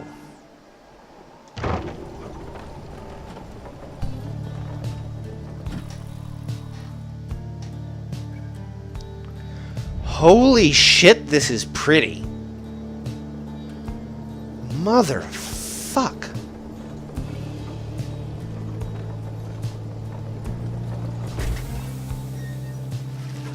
Here before you lies Mount Elodial, stretching far beyond your line of sight. Somewhere upon this mountain lies the only place from which you can escape the downside. Your companions gather round again before Volfred, who stands as tall as ever. Whether from the cold air or the subject now at hand, you sense a tension in the air. Now then, you all have many questions, no? I've done a lot of talking, so go on. Ask away. But there's only silence. One question stands out in your mind which you refrain from asking yet. If only one of you is to go free at first, who is it going to be? Go on now. Don't be shy. Who's first? Questions. Why us? Why you indeed, madame. That I can explain. You've seen the sort you stand against as adversaries in the right. What is it that they want, do you suppose? They want their freedom back, of course. They'll settle for it on the Commonwealth's own terms. They'll gain their freedom and some cushy new responsibilities. Perhaps then they'll have a hand in sending still more exiles here to join us. Think on it. The Commonwealth rose from the ashes of a fallen empire thanks to the efforts of the first exiles who escaped this place via the Rites. It is the Commonwealth's first and proudest tradition to honor those who live to redeem their transgressions. They have a certain wisdom, do they not? But as for you, I have been looking for a certain set of dispositions for a good length of time. All I needed was for somebody to appropriate to show up and to listen. So I planted many little eyes and ears throughout this land, whispering hints of this, absurd as it may sound. Took someone with a certain faith and creativity to go for it. That someone proved to be Hedwyn over there. He was tasked with seeking 2 trustworthy allies, an old buried wagon, and a reader. He was invited to bring others for the ride, all different sorts, gather enough help, and he and his friends could be free. Long story, but you know much of the rest. So then, why you? Because I have reason to believe you're not the sort to play right back into the Commonwealth's old hand. The rights of you have seen are quite exclusive. You are imposters in this little party. You could be the one to break it up. Now then, more questions. Your head is beginning to spin. You can excuse yourself or keep listening. Continue listening to Volfred. Yes, this is most important. Volfred's explanations are a lot to take in, though you feel compelled to absorb as much of what he's willing to tell you at this point. You prompts for further questions when Jodariel raises her voice again. Hold. You mistook my meaning. I understand your plan. Still I wish to know. Why us? Why are we, among all others, chosen for this liberation rite? Liberation rite. On the blooded moon at the fall of Solium, an exile from the Prevalium Triumvirate shall go free.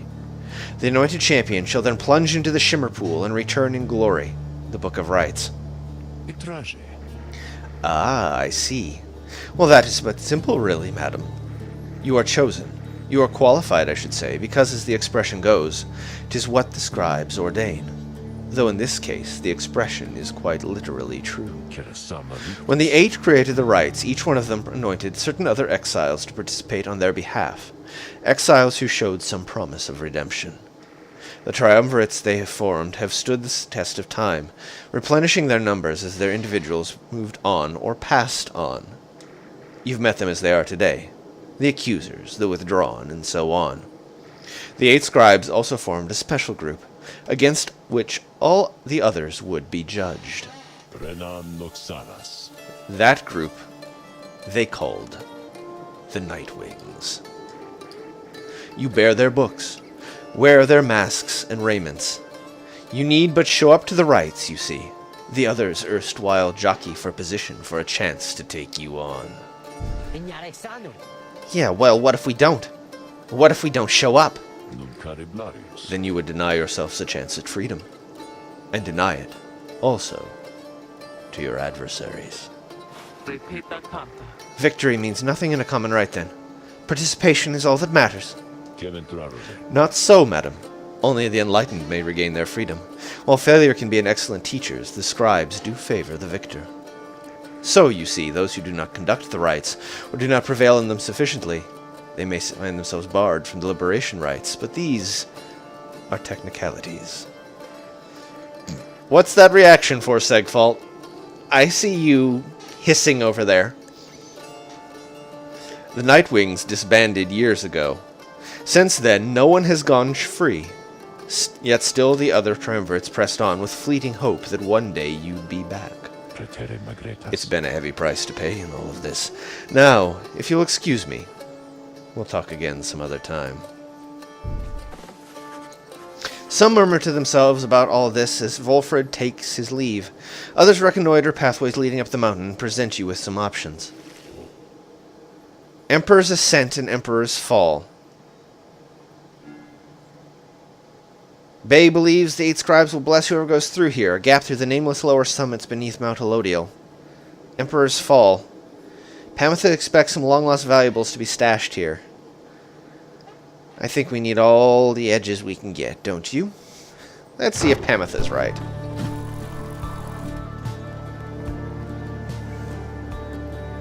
I also know we're about to hear the best song in the fucking game. Here in just a bit. You joined Pamitha on her brief expedition to find anything of value dropped by those who tried to scale the mountain but did not succeed. Wait, I shall be joining you. Now I get 2 chaperones, but sure I'm game, whatever you wingless are into. Be silent, little bird, and fetch those trinkets and be done. My, so full of bitterness. You really ought to make the most of these last precious moments that we share. And you ought to not mince your words. Oh, please. We all know you're going to be the first one out of here. So why not quit your constant frowning for a change? I, the first one out of here. Of course. It's plain the others pity you. You've been here longer than the rest of us by far. Besides maybe that Volfred, though he seems plenty happy here making his speeches. How dare you? How dare you to presume? Nothing is decided as of yet. Oh, no doubt, no doubt. Though if by some coincidence you do end up selected for the honor, I just want you to know something. I truly, from the bottom of my heart, do hope we shall prevail on your behalf. Because that way, you shall be free. Of me, at least. And I, in turn, shan't have to suffer any longer your hideous attitude towards me and everything. At that, you intervene. Jodariel's eyes burn with fury, but then she calms herself. I shall see you at the wagon, reader. Pamitha scoffs as Jodariel storms off. I swear that one. Well, moving on. There's something sparkling down there. Be right back. She swoops out of sight, leaving you alone there on the mountain. Hamath soon returns with something that lay long forgotten in the rocks below. Star Splinter. Rank 10 Talisman. When preparing to fling the orb, the bearer's charge-up speed increases. Nice.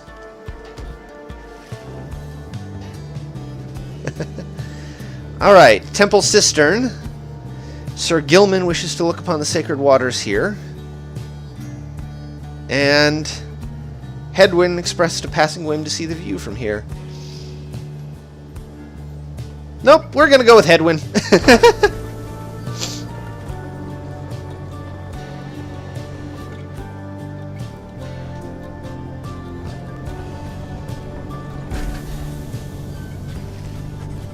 You and Hedwyn walk in silence for some time as he conducts a customary survey of the area.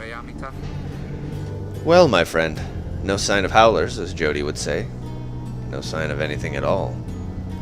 You sense something is troubling him. Oh, that. It's just...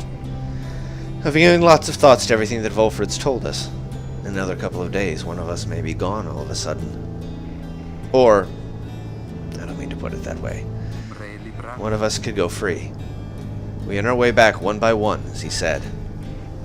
I want you to know something. The others and I, we talked it over. And when the time comes, we want you to decide. Decide who gets to go, if anyone. This might all be a part of Volfred's plan, but we got here thanks to you. And even though I'm worrying right now about us splitting up, I guess if Volfred has his way, all of us will meet up on the other side. And won't that be a day? Worst case, we keep failing in the rites and be stuck down here together, just like this. And the two of you walk in silence for a time. When at last you return to the wagon, Hedwyn turns to you again. Thanks for the company. I think I'm better now. Feels more prepared for the next rite. Hope likewise for the best. Alright, Enlightenment.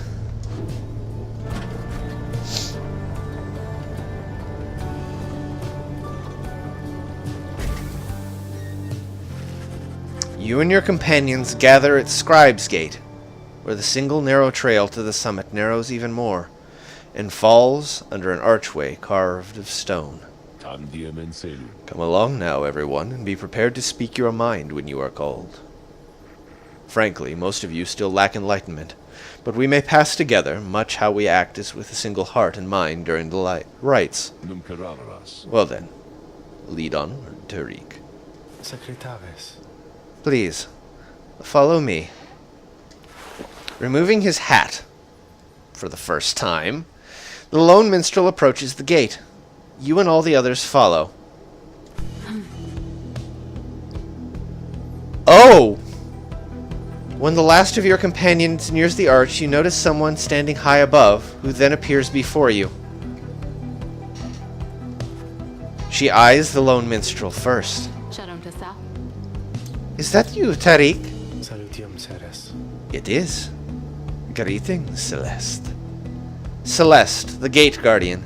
She watches over Scribe's Gate and seems to be connected to the lone minstrel and the rites.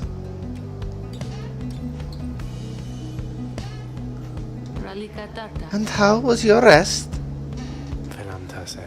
Too long, Celeste. It seems your work has piled up in the meantime. You bring this many to the gate. Aye. Then let us make this quick. She gestures towards the rest of you. Now, each of you, in turn, state who you are and what you seek, whilst crossing Scribe's Gate. Do as she says, please, without questioning. Your fellow exiles exchange glances, but quickly comply. I'll start.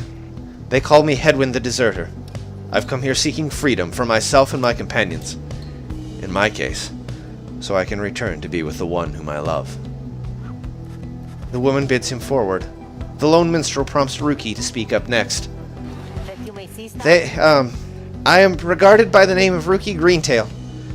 I just want to get out of here, I guess, with my chums, preferably. Go see Mama back home. I am Captain Jodario. I do not truly know as yet what I am seeking here. Oh, my name is Bay, and I'm here, I think, because the scribes have called to me. It must be them, because if not, then who? Tizo seeks to live up to the Nightwing's legacy and maybe see the Commonwealth someday. Sir Gilman of the Sea Dominion at your service. This knight is on a quest to find his honor. He lost it at a certain point. Pamathathane, I'm only here because my sister's here. Then as Volfred stepped forward, the one called Celeste raises her voice. You, I recognize you from the Nightwings of the past. You are not clad in the raiments any longer. I would know why. I had my chance already. The Nightwings that now stand before you. I travel with them as a pilgrim now. I see. Then state why you are here, as have the others. My name is Volfred Sandalwood. I seek liberty for each of us, so that one day we might all stand shoulder to shoulder on the other side, and bring our freedom to the people there. She waves him by. Then she turns to you, for there is no one left to go. State who you are to traverse Scribe's Gate. You are just a crippled scholar. When they learned you knew the old ways, they came for you, and you could not run far. You are just an old farmhand. Your youth is gone, but your thirst for knowledge earned you a trip to the downside nonetheless. You are just a war orphan. Years of strife between the Commonwealth and the Highwing remnants afflicted you since birth. You do not know who you are. Try as you might, you cannot make the details of what life was like in the Commonwealth. I think we're a crippled scholar. You have always sought to understand the world around you. That knowledge proved dangerous in the Commonwealth. But now, it's brought you to this point. The one called Celeste continues to examine you, expecting you to add to your response. You want true freedom, you want true freedom. You wish to return to the Commonwealth and to live out your days there, doing as you please. You want to help your friends. You wish to do whatever it takes to see your fellow exiles regain their freedom. You want revenge. The Commonwealth, which casts you down into the downside, cannot be forgiven. And you want to see what happens. All that you expect is that the outcome of this whole ordeal is going to be interesting. I want to help my friends. The companions you have met here, who have helped you to survive and to find kinship in the downside. Your priority is to ensure that they achieve their goals. That is all you wish. For now.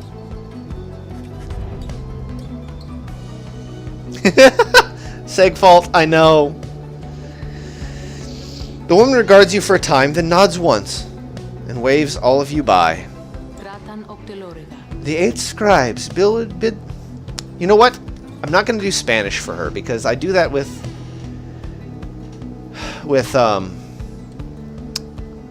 Tariq. And they're connected, clearly. I wonder if I can still summon my French accent. Wonder if I can do... Forgive me, I always have to test it out a little bit at first. Boom. I'm going to diffuse. Boom. Oh God. I'm gonna work on that one and come back to it. Let's see here. Yeah, fuck it. The 8 scribes bid the Nightwings welcome here. Go forth with glory.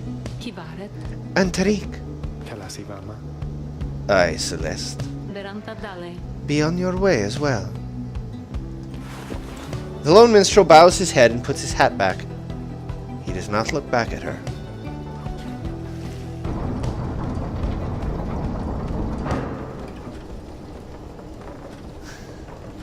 Shush you, Stevie.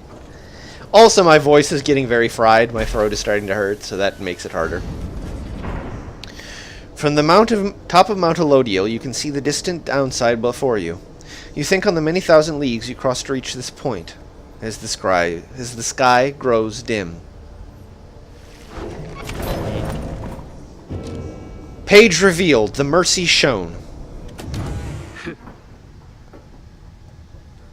Jodariel. And River Frost, a keepsake from Sklorian shore. So cold it can burn the skin, but keeps the wagon cool and the food fresher longer. Interesting. Book of Rites. The mercy shown, in the words of Golgol Athanian, the Master General. The imp Haub and I, we helped to save my emperor. And when the danger did subside, my emperor Solium Mur, he said something to me which shook me to the very essence of my being. He said, "You have your..." Oh, God damn it. "You gave your freedom, Master Golathanian, so that I may yet have mine. You, too, are now an exile of the downside. In all the days which I have left, I never could repay the mercy you have shown me. So if I cannot do so in this life, then I shall do it in the next." We crossed the land together, and together with the imp we gained the company of those who saw in him what I did. This story, like, how many games would dare tell a story of a fallen emperor and the people who went to kill him and then decided not to? There'd be a lot of stories about how they killed him, or how he fought them, or defeated them. It's a story about mercy. It's a story about hope. Oh, God, this game. Let's see about if Sandra has anything to say to me. Yes. This place, where you currently reside, it must be Mount Elodiel, is it not? This was where those blasted scribes decided what to do with me. I had already failed in my mission to eliminate the demon Solium Mur. I did not anticipate his retinue, you see. 8 of the 8 scribes of the Book of Rites, known as the first exile or the last of his name. Once proud emperor who neglected his nation and found penitence in the downside. They took me and some of my beyonders alive, although I do not expect to see account of that in their good book. Whether it was for mercy or for spite, I never became certain. They probably presumed that my expulsion for eternity would eventually have taught me some respect for them, but no, not yet. Not yet. Well, I did not mean that, really. The scribes did spare my life, and were it not for that, I would never have been thusly trapped, to then enjoy your company, O lovely reader. Now, having met my quota of blaspheming for the time, I think it best that we resume the normal sort of business between us, if there's any to speak of. And good hunting at the precipice. May you soon rid the downside of some useless idiot. Man, she's kind of a bitch. I love her, but she's kind of a bitch. Like, no, I'm not gonna say that. I don't try not to call people that. No, I like her a lot too, but she's cranky.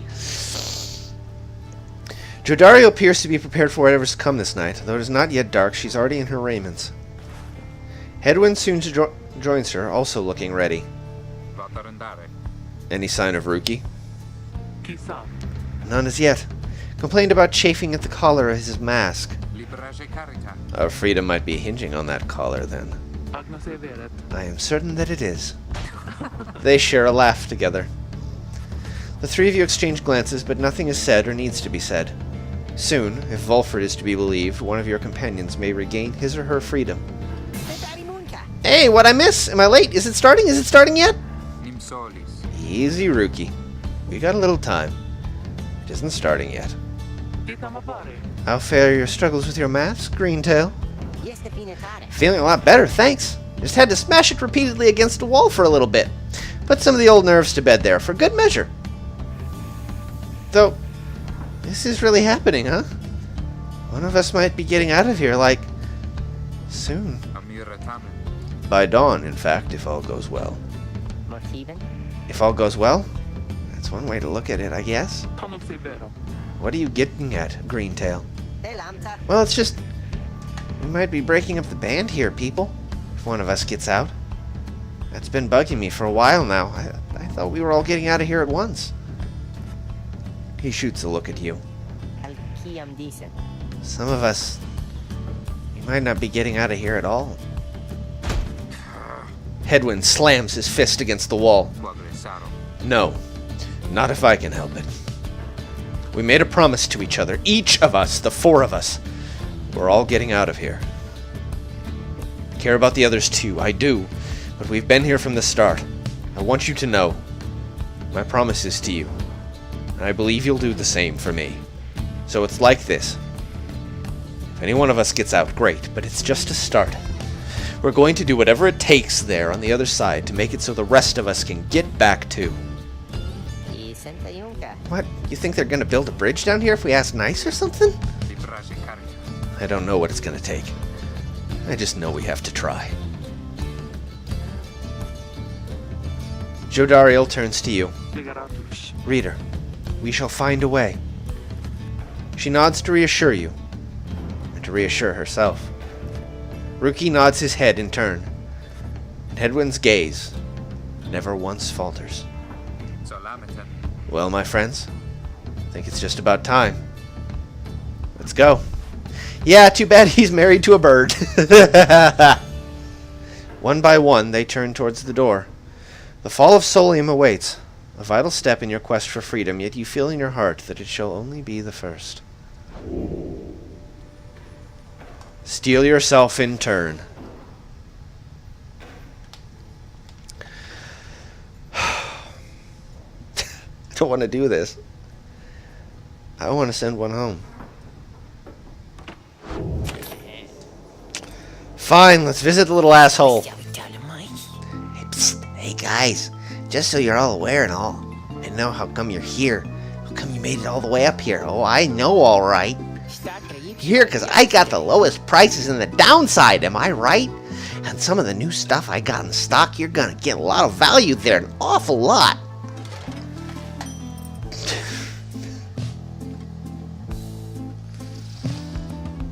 Ugh. Scribe Snuff. Unlearn any masteries and choose again. Interesting. Okay. Dash, handful, and pinch of stardust. Oh, I'm getting all of you.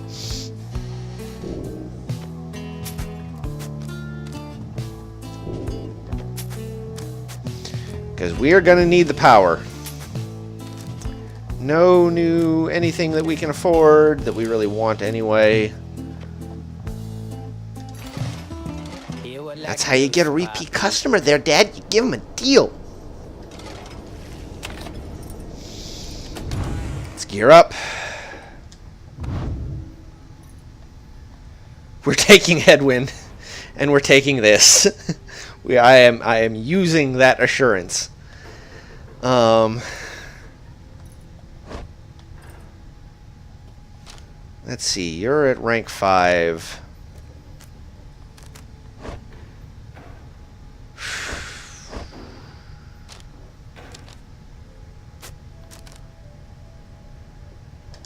Do that. Gonna take that up to 2.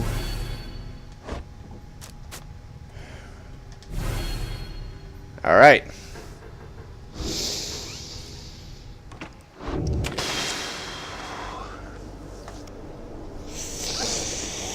I don't want to do this.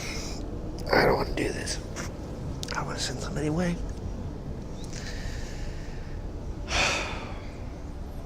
Here we go. Maforta sent us. Is everyone prepared, Hedwyn? Yes. Though, several of us have another question that's been troubling us.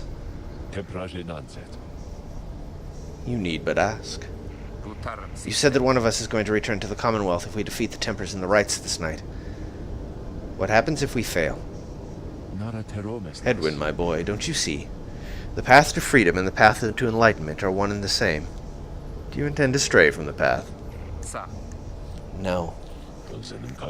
Then you have nothing to fear. But let me be much more upfront with you. Should you be defeated by the Tempers this night, one of them shall end up going free instead of one of you. It's as simple as that. What then is to be done? The very same as if we achieve victory. We await our next such opportunity and make the most of it. Tonight our plan is set in motion. We are united in our cause. We shall look ever towards the stars for guidance, and seize upon our future chances just as they arise. Plan. Volfred's ambitious plot to spark a revolution in the Commonwealth as peacefully as possible. Current probability of success, 18%. We shall stand together, shoulder to shoulder, as the scribes themselves once stood. Volfred Sandalwood. So look up, my boy, and set aside your doubts. It's time to take great strides along the path.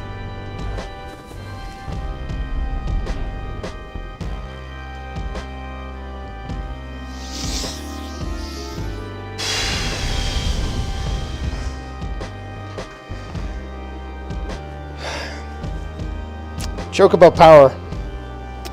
We're invoking the Chocobo power for this one, I think.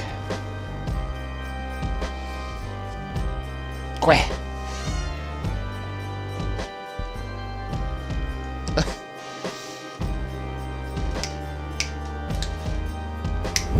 Many years have passed since last the Night Wings gained the summit of the sacred mountain and stood upon the fall of Solium.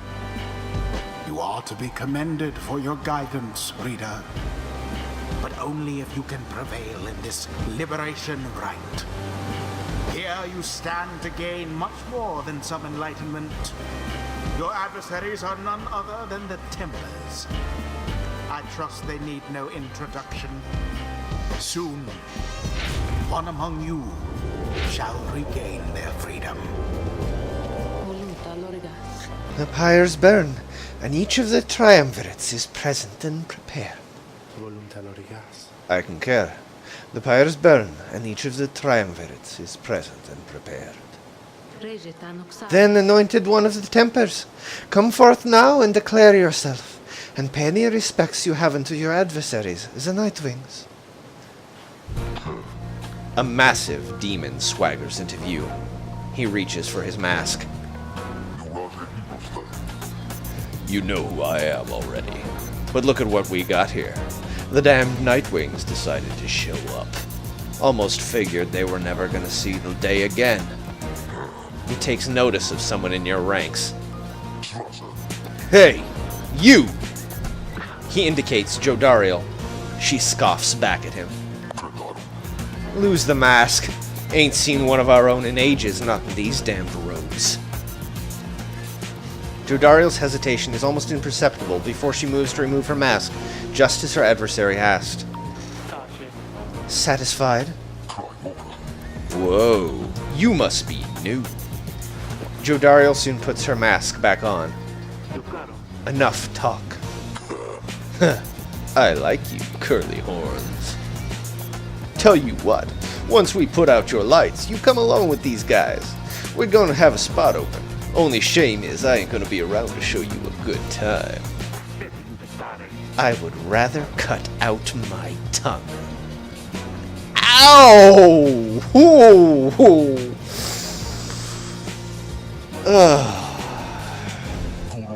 Oh, you don't mean that. Our kind, we ought to stick together. Now, come on! Ignarius throws his mask back on as his allies snarl at the rest of you. Oh, bloody fuck. Plus 30? Motherfuck! 130 hit points to chew through. Oh, fuck me. Have the Nightwings reached a decision on whose behalf they shall conduct this rite? The lone minstrel gets your attention in his subtle way. Reader, this is it. The first companion whom you choose shall be anointed to go free this very night if you prevail. The other two in the triumvirate shall lend their aid. As you know, only the most enlightened in the rites are eligible to go free. Not all among you may be ready yet. Now, Nightwings, I would have your decision. Who most deserves their freedom?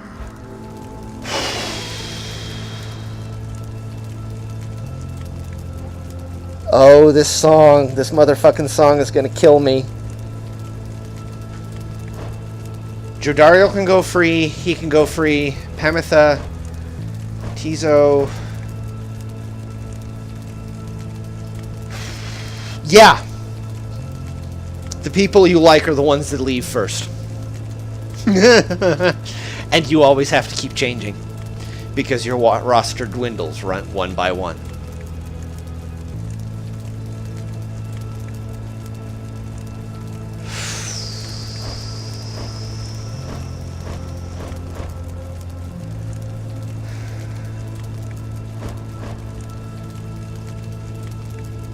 Who's it going to be, folks?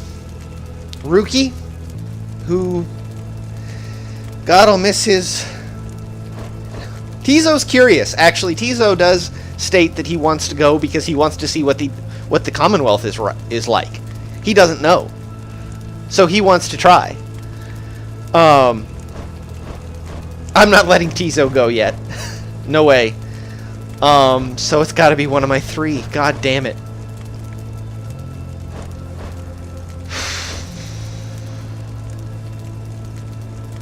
Yeah.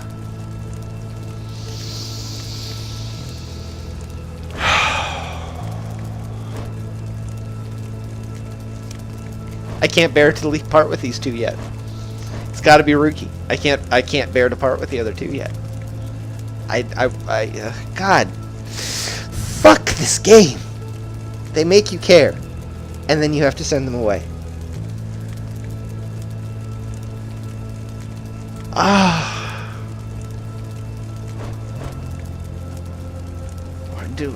They all have something. They all have something they want.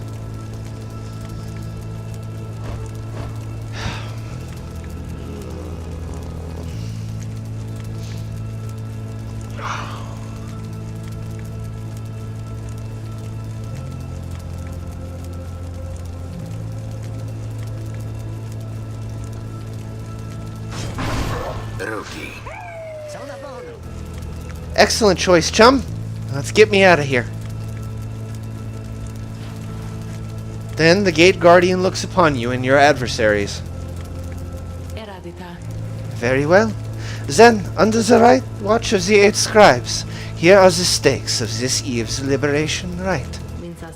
Should the Nightwings prevail, the one called Rookie Greentail shall be liberated. Should the Tempers prevail, the exiled Ignarius shall go free instead. She then turns to you. Now, who among the Nightwings shall complete your triumvirate, to strive alongside Rookie Greentail, and to see his return in glory? Who shall lend him support?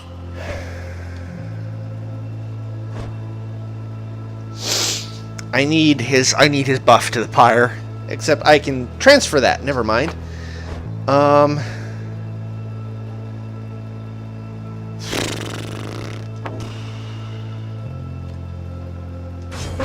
Jodariel. Very well. Let us prevail here and see this through.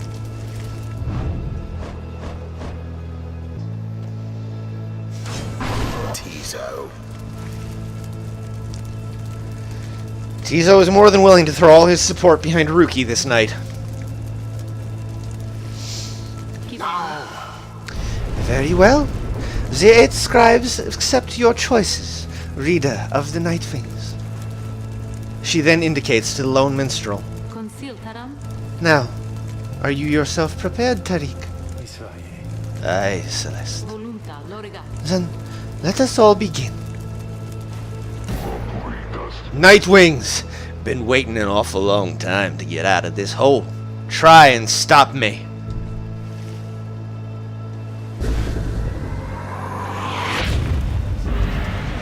Commence.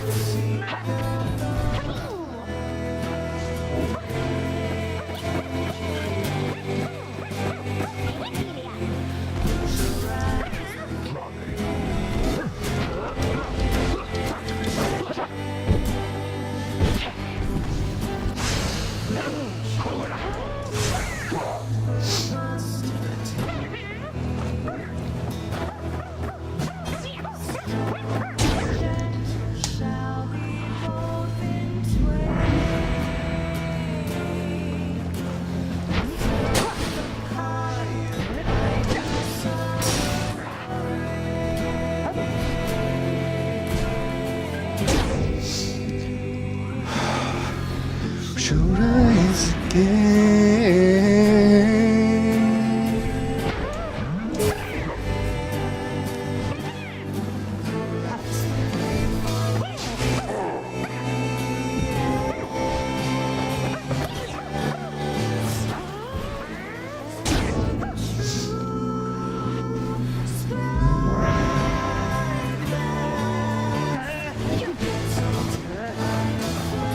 Damn it!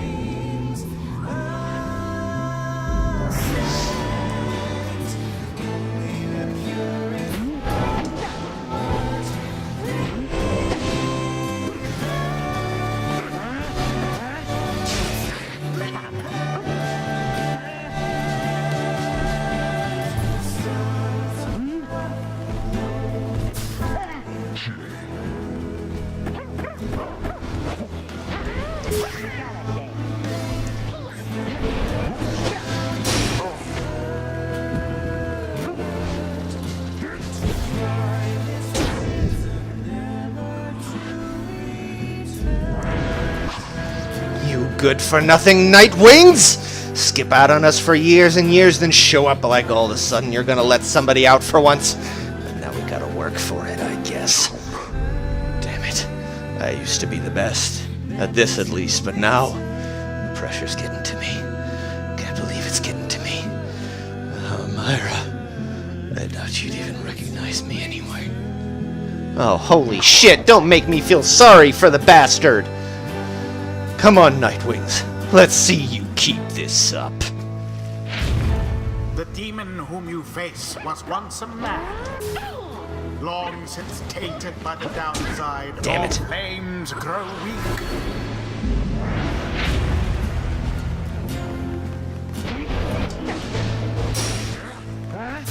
A bit of a blunder.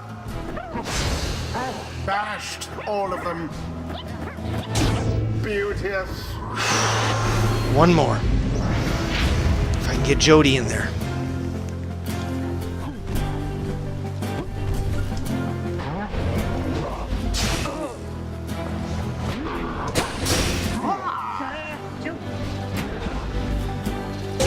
Remember everything that you hold dear. One more. One more. Your victory's at hand.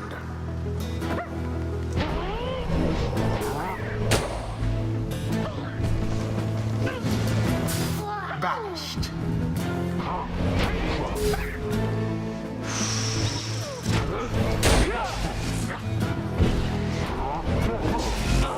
Dumbass me.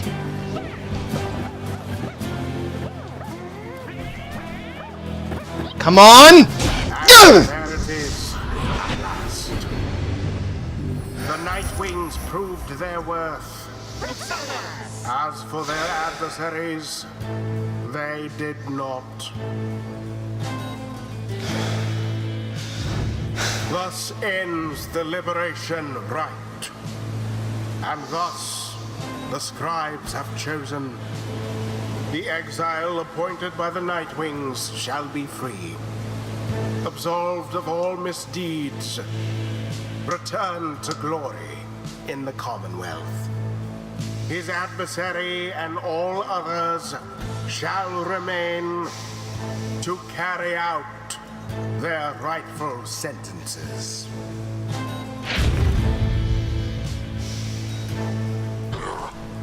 God. What a joke. We should have had this. You should have had this. Got all rusty. You've been waiting so damn long. Damn it. Damn it. Nightwings! Be seeing you around, I guess. And next time, you ain't gonna be so lucky.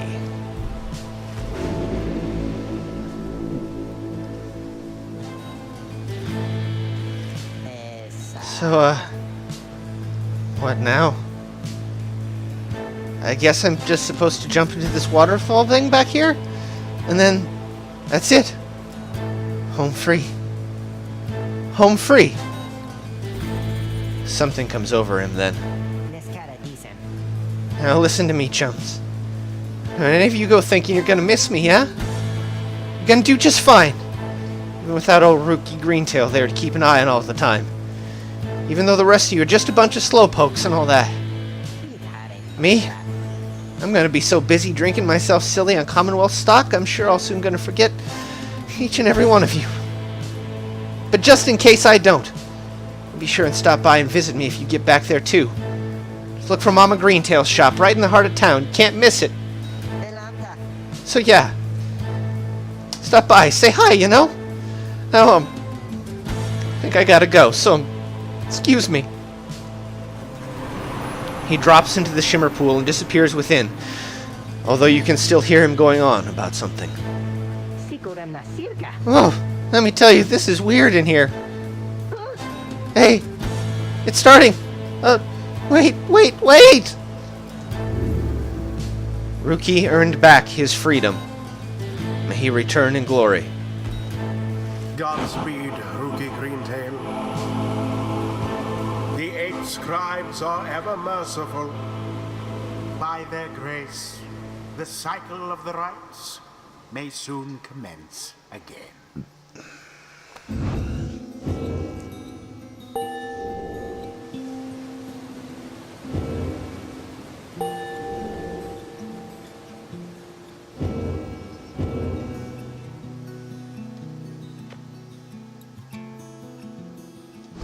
May the scribes have mercy on us all.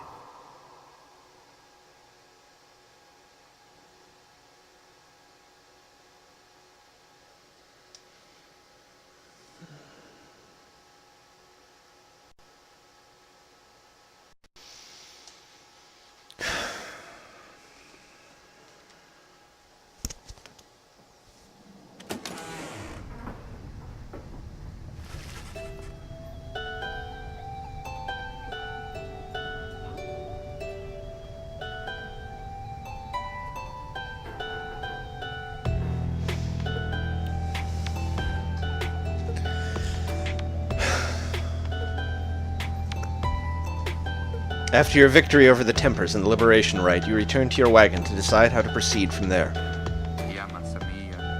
I miss him already. It is quieter now, but we'll see Rookie again if we persevere. Our journey's now begun in earnest. We'll just need to make a last few preparations while we're here. What about the stars? Can we afford the time? About that. Reader, go see for yourself. The night sky over Mount Elodiel is much darker than you would have expected. Your thoughts are with Rookie as you look towards the heavens. You gaze into the darkness of night. Seek now your destination.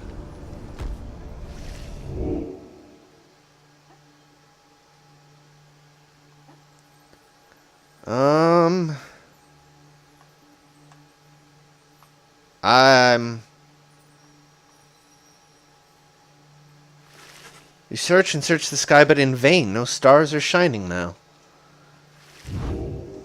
The stars revealed nothing, did they not?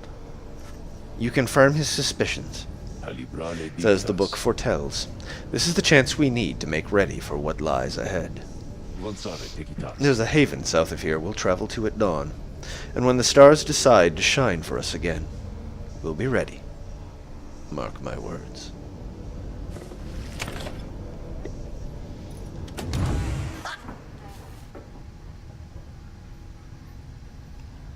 His memento remains. He doesn't take it with him. It's always there.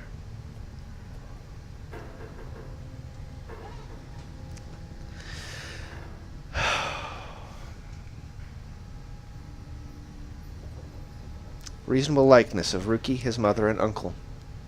They may have reunited by now.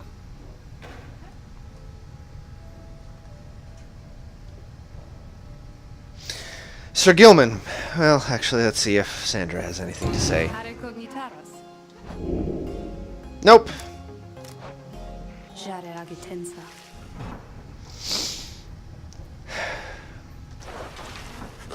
After the Liberation Rite, you find Sir Gilman in an uncharacteristically quiet and contemplative mood.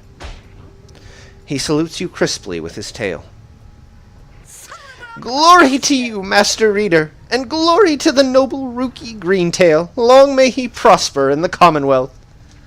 And in so doing, may he benefit the plan into which we have all been thrust. Plan's current probability of success, 25%. Then, he falls silent for a time. You sense him growing very emotional. In noble Rookie, this knight found a kindred spirit, Master Reader. One of questionable honor, the greatest cunning, and such blinding speed as to befit a minstrel's tale. This knight fears our triumvirate lost something irreplaceable in him. Of course! This knight is also pleased that Rookie has achieved his freedom. Very much so! Rookie Greentail. Yeah, it just says that he's regained his freedom. It's just changed the description. And furthermore, this knight shall now continue training ever harder than before. Rookie Greentail! This knight shall train on until such time as he is swifter than the jagged lightnings of the deathless tempest. Now, Master Reader, this knight must beg his leave of you, for it is time, not for his rest, but for his training. Know that he is very grateful for your wisdom and your guidance in these rites. Between yourself and Master Rookie, you have instilled within this knight an unshakable resolve. He bows low and bids you a good evening. Jadariel is sharpening things. Hedwyn is doing minor repairs. Pamitha's status, no telling. Sir Gilman's status nearby. Bay's scribe catcher, she's looking for something. Tizo's eating leftovers. And the minstrel is conferring with Volfred.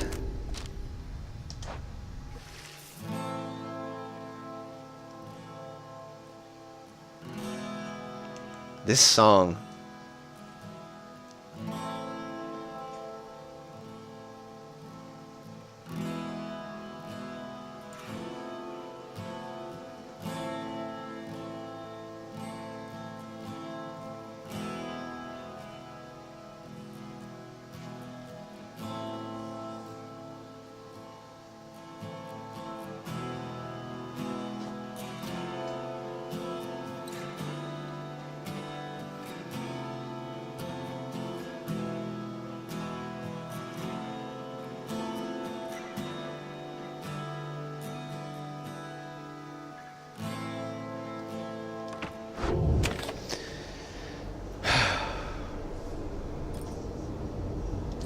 Continue your journey. Good morning, my boy. The place I noted earlier. Let me illuminate the way. Moonlight Alcove. Small landing on the dark side of the sacred mountain.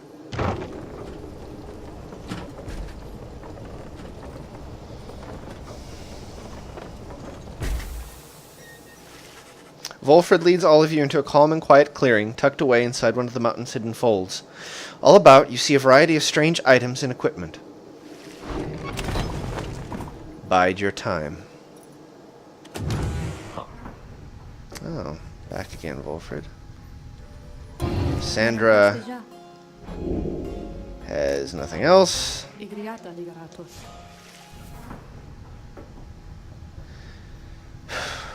Tizo's giving himself a bath.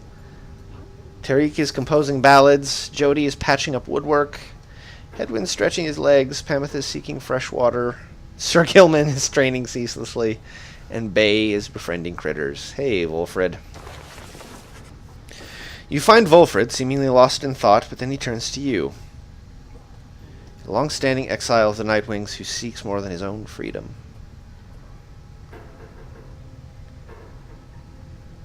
Alright, Damien, we're going to be shutting down here fairly shortly, too. Probably before we get to the next rite. I will be streaming again tomorrow. I have not decided whether it's going to be more of this, or Destiny 2. After the emotional ringer of tonight, I'm actually leaning towards Destiny 2. Because, God God, I don't think I could take another one of these again so fast. Oh dear. Anyway, so we'll see. Anyway, I don't want some more feels in quick succession. Stevie, I nearly just cried at that one. Anyway, so Damien, have a good night, and we'll see you tomorrow, hopefully. Greetings, reader. This wagon and I, we've many memories together, and I could not help but help reliving them, some of them just now.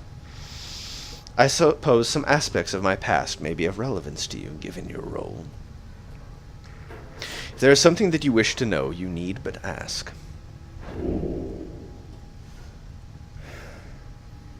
Why did they disband? Why? Why for 10 years?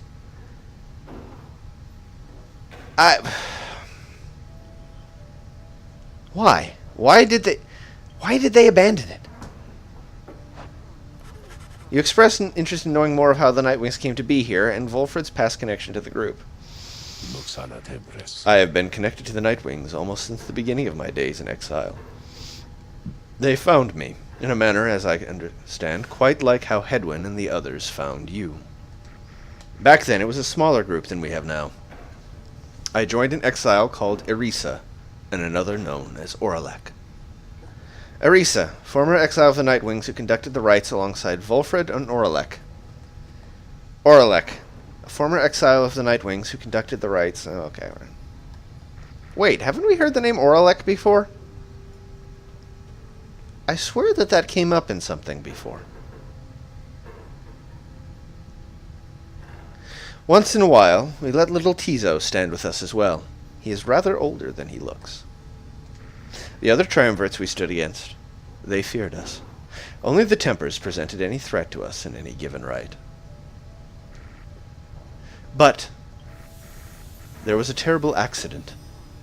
Erisa, we lost her.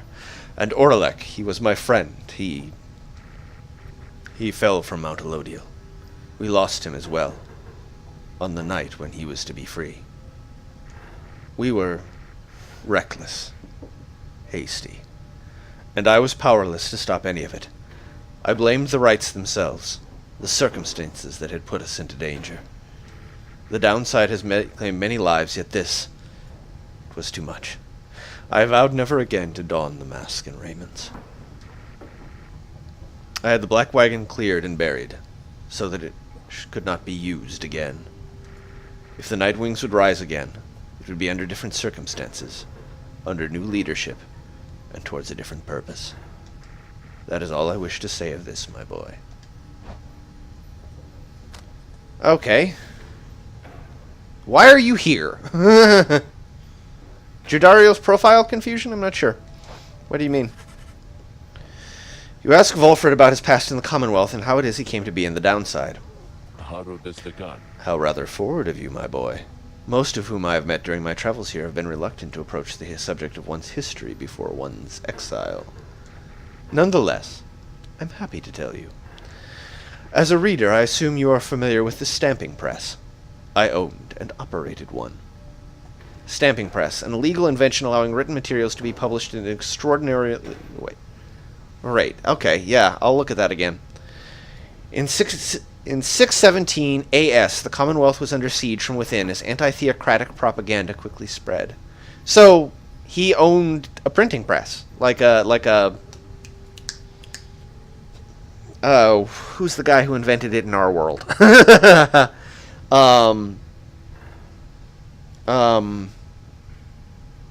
But why is he... well, I guess he was a demon. Anyway. Yeah, it's a Gutenberg press. Gutenberg, yeah. Johannes Gutenberg. I took issue with the Commonwealth, the ban on literacy, the interminable wars against the high-wing remnants. And I spread the truth about it all with my machine. Under pseudonym, of course.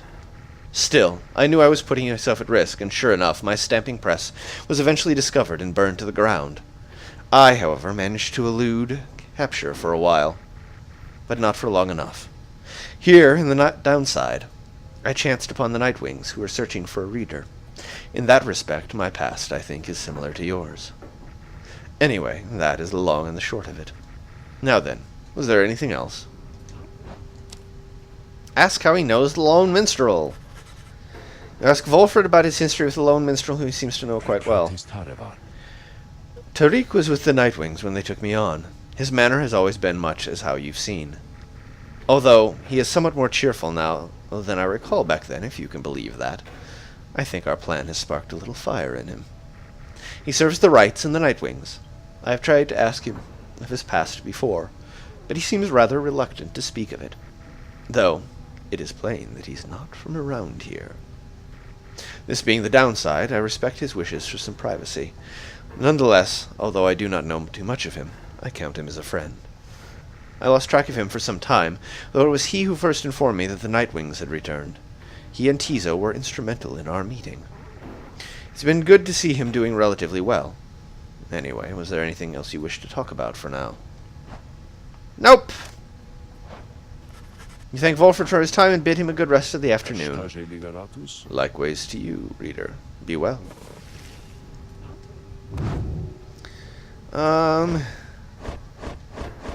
we are simply missing Rookie. All are welcome here, save demons such as you, from the sentences of Chief Physician Orlek. Chief Physician? Okay. And he was a Nightwing. Bide your time. Everyone, the amenities are modest here at Moonlight Alcove. For many years, Volfred smuggled supplies and furnishings to this well-hidden locale. But I suggest that you get comfortable. We may be here for some time. As for myself, I have some business to attend to. Please leave the wagon in my care for now. It shall be ready by when you need it next. From the mountaintop, you can see all across the downside its impossible expanse staring back at you. The thought occurs to you that you may never see another land beside it. And so, you and your companions wait upon the mountaintop in quiet solitude, anticipating when the cycle of the rites begins to turn again. Then, you shall have another opportunity to free one of your own. You may earn back their freedom, one by one. Many moons pass. Then, one evening. May I have a moment, reader. The Lone Minstrel finds you poring over the Book of Rites as been your leaning throughout your stay at this abode. Begging your pardon, but there is something you may wish to see. Please, follow me. You follow him into the cold night. Look forth, reader, sir. The stars shine like you have never seen. Once more the path towards salvation is revealed, but now, something is different. The stars shine once more. Seek now your destination.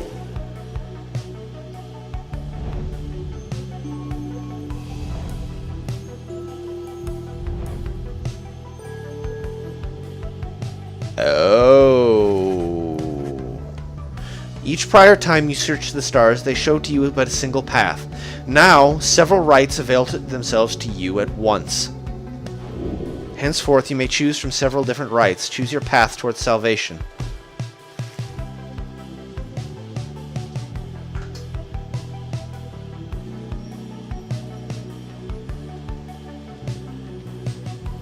Alright. Yeah, it's less linear. Trieste, the Silver Star. The Silver Star burns bright over the nest of Trieste. Dalbert is already on his way. Interactive challenge the Fate here next. The Fate are led by the Cur Dalbert Oldheart. Your record against them is 1-0.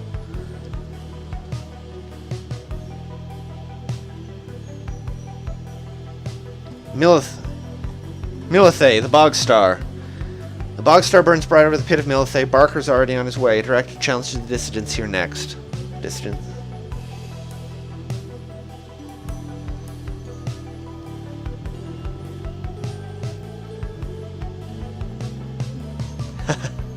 Jomur, the Dusk Star. Dusk Star burns bright over the spring of Jomur. Udmilde is already on her way. Oh, boy.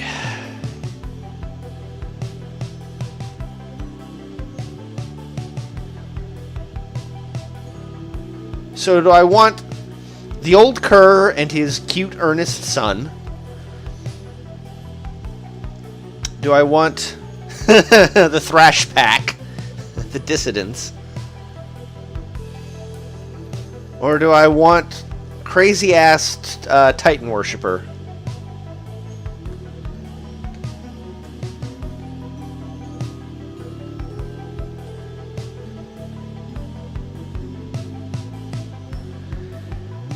I think we want Old Kerr and his son.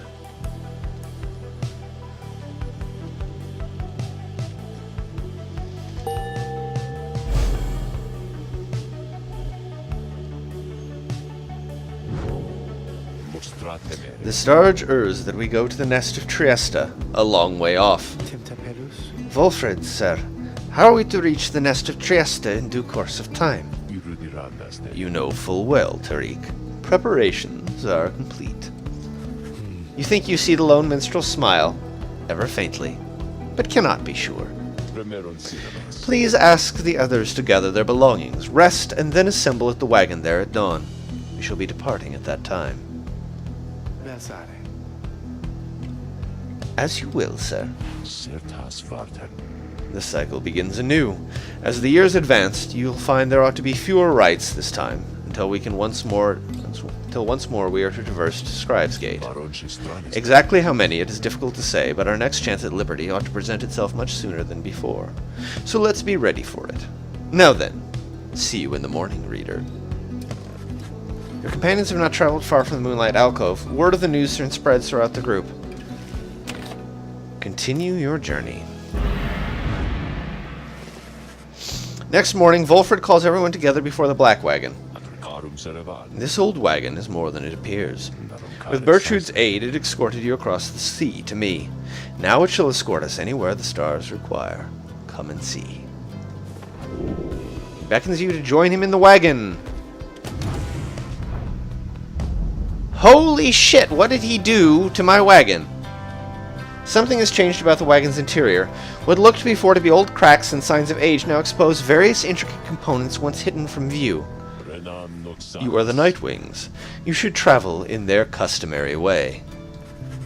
He turns to you, indicating levers and devices marked with symbols from the book.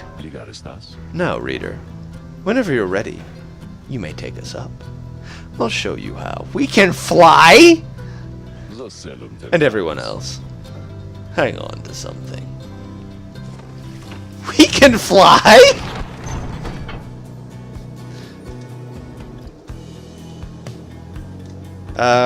Oh, that's not actually X.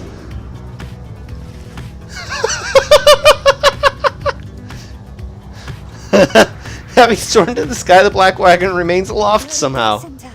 Oh, by the scribes! I can't believe it. By the Underking! The Nightwings sail the skies again, wheresoever the stars may call for them. There is one catch. The downside provides few locales suitable for landing, though we should be able to find at least a couple landing places near to where we're going. We'll then make our way by land or sea towards our destination. Now, without further ado, let us proceed.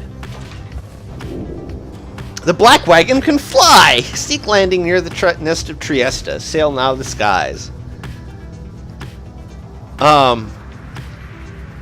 Shit! Holy shit!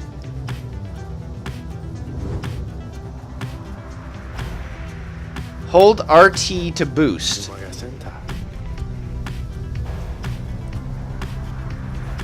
The unmistakable remains of Silvius Horseheaded, which protrude from the ashen fire there below. Some have taken it to be a work of sculpture, reader. The tale of a titan felled by Saint Trieste Tethys. That is more unbelievable than the thought that some daring exiles, over many years, carved the titan's visage out of stone. Be that as it may, the climate and the cliffs are home now to exiled harps, such as the Essence, whom you faced here when you first arrived. Even they do not know all of the locale's sacred significance.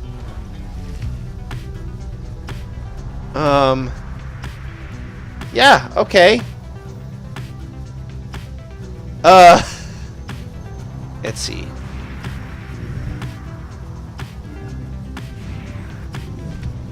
Oh my god, this is kind of awesome. Right, I can land at the Black Shore. The low road to the nest of Trieste passes through razor-sharp sands. Teaser has a hunch that you may find something of value along this route. Or Highwind Cove. Or I could pursue my vocations.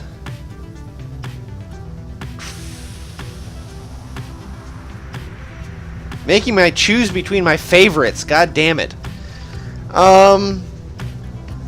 Vocations.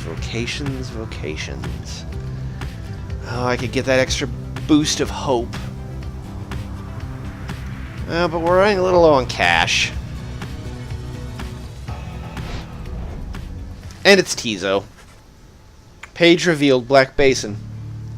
Your wagon touches down in Black Basin when you first met Volfred and Pamitha as well. Hell, you briefly wonder what might have happened here had your paths not crossed. Full inspection of the wagon is already underway by the time you join the rest of the group. Judariel takes care to realign each set of stabilizers, needing a little help from you. Meanwhile, Sir Gilman greases any intakes that sealed shut during the flight. You soon run into Volfred, who has further details to report. Systems are nominal. This wagon's fit to journey onward at dawn's light.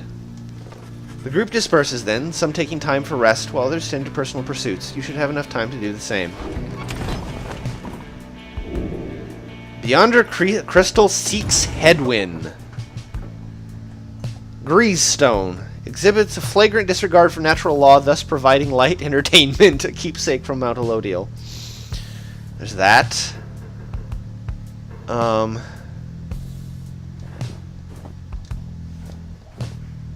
Okay, we've got things and stuff. Magma Mug provides a bit of warmth on cold night, something which to nod and stare. Pamitha is nearby. Hedwyn is foraging.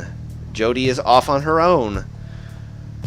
Waking word wisp. The wisp beside provide a scarce bit of light when it is needed, all for a low monthly fee. Tizo's digging for grubs. Bay is humming softly. Sir Gilman's nearby. Well, he's right there, yeah. Let's look at the book first. Living in Exile. In the words of Jomur Menimane, the Alpha Chief. Since I too roamed free, I remember well those days in which I was called Chief. I traveled all the world over on my 4 good paws, and I was well adored. I wanted to grow stronger. Here at last I have. I shall not mince my words. This place shall either harden you or kill you. It shall haunt you with old memories. You share the exile's plight. My charge is to alleviate the sting of it for you a little bit, and prolong your stay, but only for as long as needed. Your charge is to return. We call this place the downside for a reason, but in time, here you can learn to eat, to seek out shelter, and to find a certain beauty in unlikely places. Okay.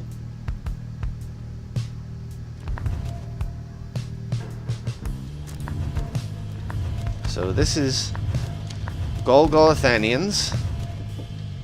Mercy shown. Jomur has just the 1 page. Forsaken lands, in the words of Molten Milithe, the Wild Witch. Years upon young years we spent distilling life essence from many things, which all once writhed under the auspices of their immortality, which we ourselves cut short. In this we have no regrets, for we learned much, and so, we think, did they. We earned the title Witch. We were forced to flee into the downside. Here we encountered Solium Mur, and soon we gained an understanding of each other. He bade us circumnavigate these lands and catalogue our findings. We felt a strong desire to expose the secrets of this land. He wished to yield benefit to those who followed in our wake. Indulge us both, then. Black Basin, in the words of Molten Milithe, the Wild Witch. The continent we called Black Basin shall one day tear itself apart. Arriving upon blackened molten crags, tolerable only by the harp Trieste, we pressed onwards towards a suffocating wood. This land felt to us somehow primordial. Deep in its roots and noxious crevices lay innumerable clues as to its ancient history, but we had little time to excavate, for our supplies by then were thin. Further, we were lost. Our best attempts at circumnavigation had all failed. It was Luz Glorian who reached out at last into the stars, and they revealed the way. Then we at last could see the sacred Mount Elodiel there in the distance. Mount Elodiel, in the words of Molten Milithe, the Wild Witch. Gaining the summit of the sacred Mount Elodiel involved no small amount of sacrifice and sorcery in varying proportion. The mountain's energies were palpable, the sensation that we felt indescribable. The lands we stood upon were closer to the stars than to the world we knew. It was upon this highest point in all the downside that we first made efforts to concoct this tome, which you now read. It was there that we were stricken with a vision of the cycle of the rites, and felt together, for the first, a sense of freedom unlike any we experienced before. But that is a subject which our comrades shall illuminate in greater detail. Alright, nothing more from her. Celestial landmarks, in the words of Luz Glorian, 100 Minds, the scholar. Do you feel a kinship with the stars? You owe your everything to them, perhaps one day even your freedom. I chased the stars across the river of my genealogy until they led me here. I demanded they explain to me the paradox of knowledge. For how is it that something can be shared, but still contained within ourselves in its entirety? The stars did not respond, but set me on a quest. I sought the 9 landmarks which they revealed to me, so that someday I would reveal their mysteries to you. These landmarks, emissaries of the stars, are 9 lenses through which we see the land, and see ourselves in a new light. The Book of Rites, in the words of Luz Glorian, 100 Minds, the scholars. Much can be said about the Sisters of the Arch, whom we banished to the great beyond for deeds irredeemable. Suffice it that the details of their banishment are written in this book. The sisters in the book became inseparable, not unlike the stars, their light and the infinite darkness that engulfs them. The stars communicate to us, and you in turn. The words within this book are but an edifice, a simple surface. Look past the text, to the hidden meaning, to the hidden power. The stars above, as they are not mere lights, these are not mere words. If you chance upon the Sisters of their Arch within their prison here, give them our thanks. I suspect that Sandra would not appreciate those thanks much at all. Missing 2 whole sections still. 9 triumvirates. In the words of Haub the Swallow, the Accursed. At first I found it much too difficult to read, much less to write, even to grasp the quill. But the Horned One, Moore, implored me. He said this is the greatest gift that he could give me in return. In return for what? I asked. In return for his life, he said. But I did not save your life, I said. You did, he said. We fight about this still. Mur is stubborn, more than I. Now herein, and by his leave, I chronicle the 9 triumvirates, for I am of this land, unlike the rest who wish to leave. We knew not everyone could leave who wanted. Seldom would the opportunity arise. Thus did we organize those striving for the chance into 9 sets of 3. On Commonwealth, in the words of Tithys, the Blessed-born. We the 8 assembled here together in the downside, and we gave our freedom so that you may yet have yours. It is an exchange we have not lightly made. It is my charge to ensure that should you regain your freedom, first off, recognize its qualities, and also use it wisely. You do not need a pair of wings in order to be free. My own wings, I once thought that they could take me anywhere, and then they took me here, where I am bound. It is your charge to be free, and not make the same mistakes. Spring from here, and learn from what we did, and build a new and great society, a free society, with wings spread wide for everyone. Good grief.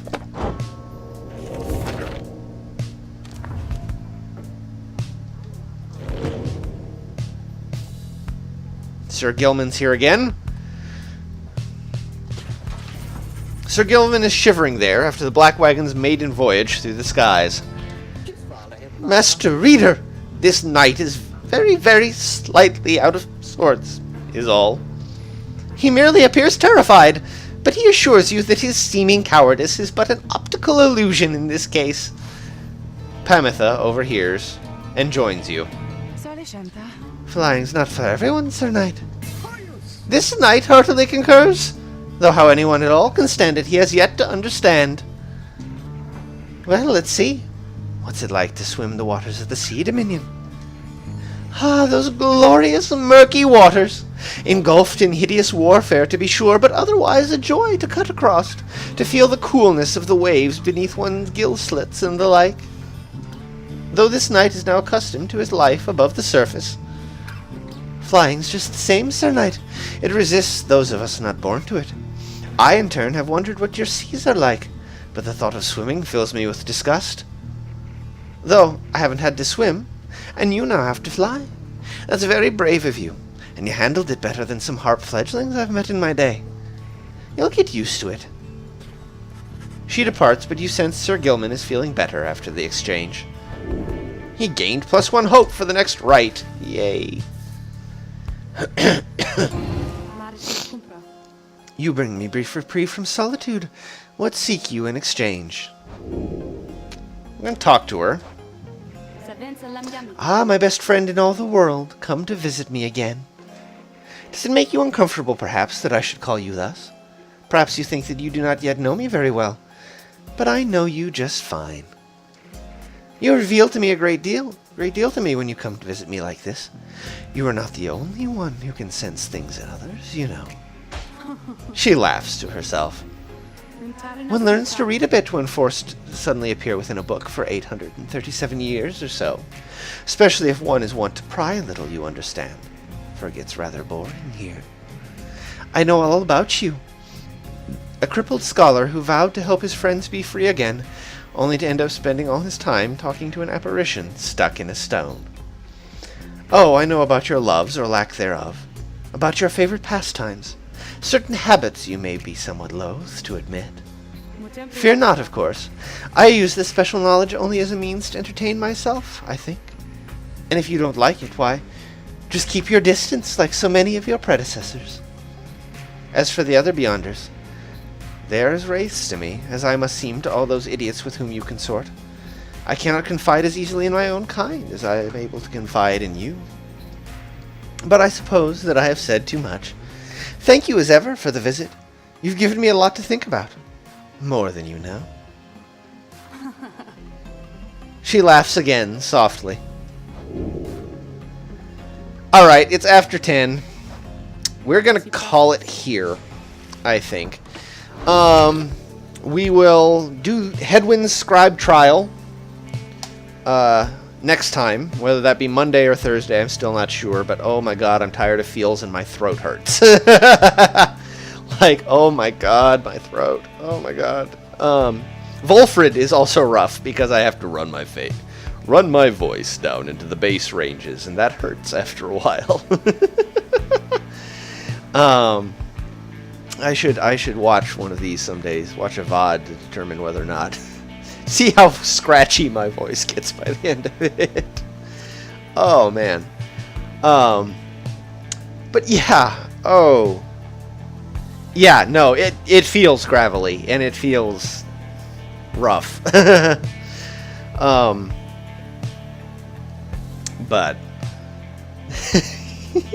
thank you, Sigval. God damn. We're never gonna see Ruki again in this playthrough, and that fucks me up. Like, I wasn't prepared for how much it hurt.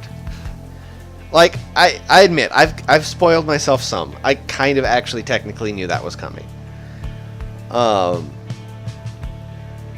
But it hurt. Like, it hurt. I didn't expect that. My heart. And, like, I can't imagine, because eventually, I know I'm going to have to send Hedwyn up. I'm going to have to send Jody up. And that's just going to kill me. That's going to kill me to...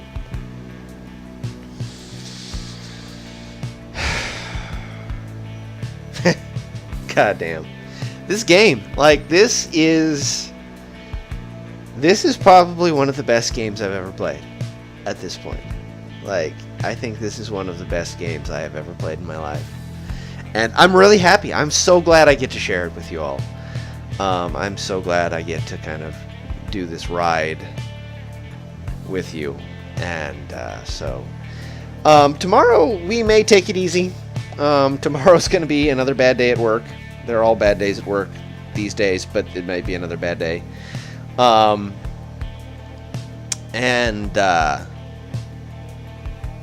Yeah, and so I might need to shoot some things.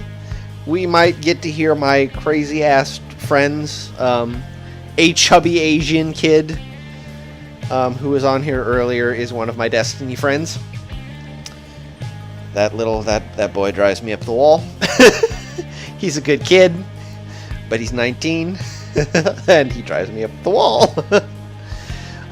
So you might get to hear that in action.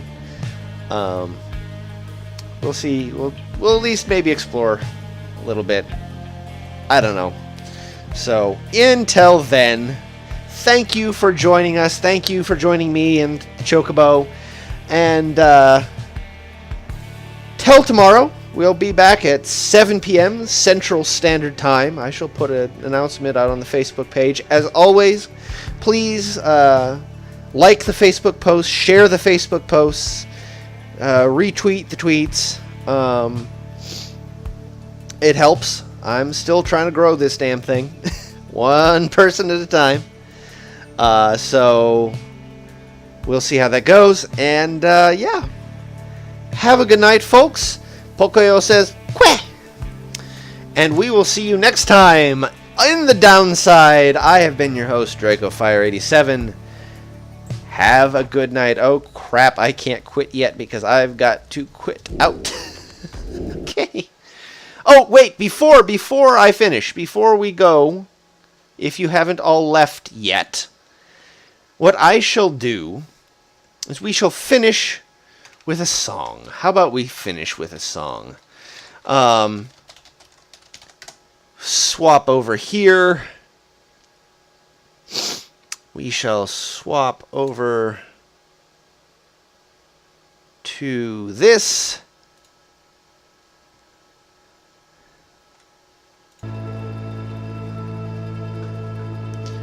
We'll finish with the full version of this song. How about we do that?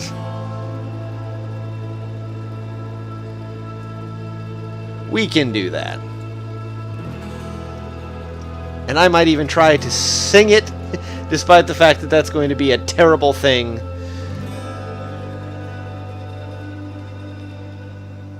By the scribes we gather in their names to face the night winds here before the flames. I know the word. A common foe for all to prove their claim. Prepare for freedom or to fail in shame.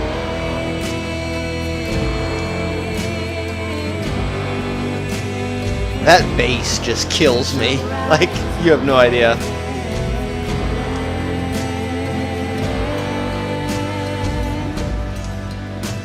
The will to overcome shall urge us on to brave injustice till the stars have gone. The favor of the scribes shall rise at dawn.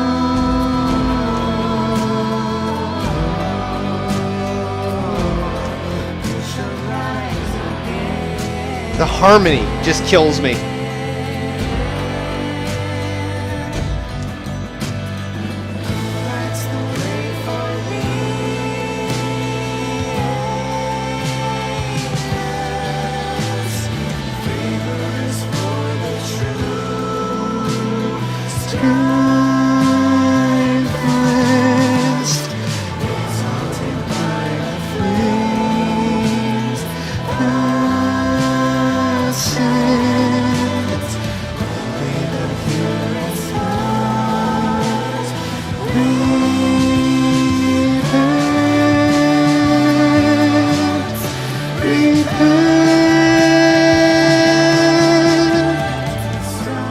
I can't do that justice.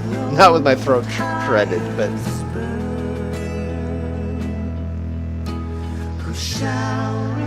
The male vocalist is the composer for the soundtrack, by the way.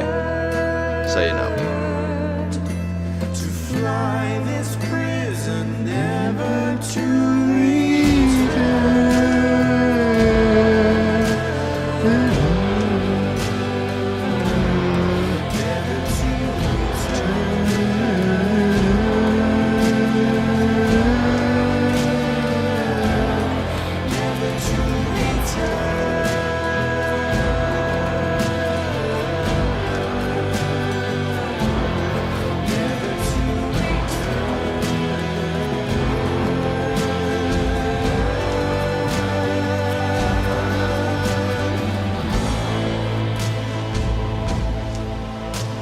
I want to listen. I gotta listen to this version. I know I'm spoiling myself a little, but the advantage when H. Manley Tinderstoff is who's up for grabs.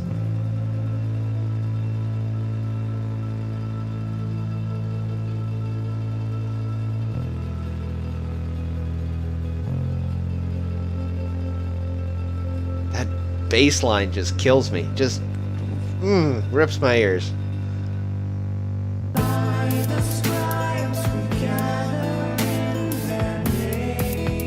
Oh, it really does incorporate their theme.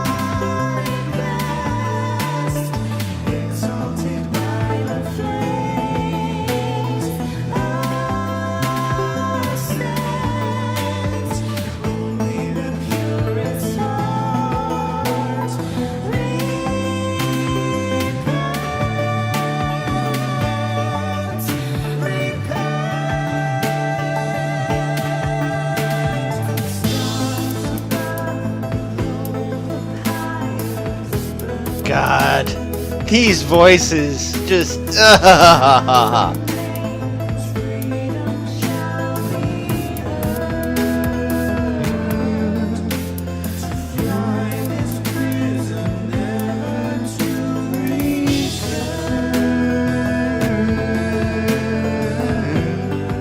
That last fall, I never get it right.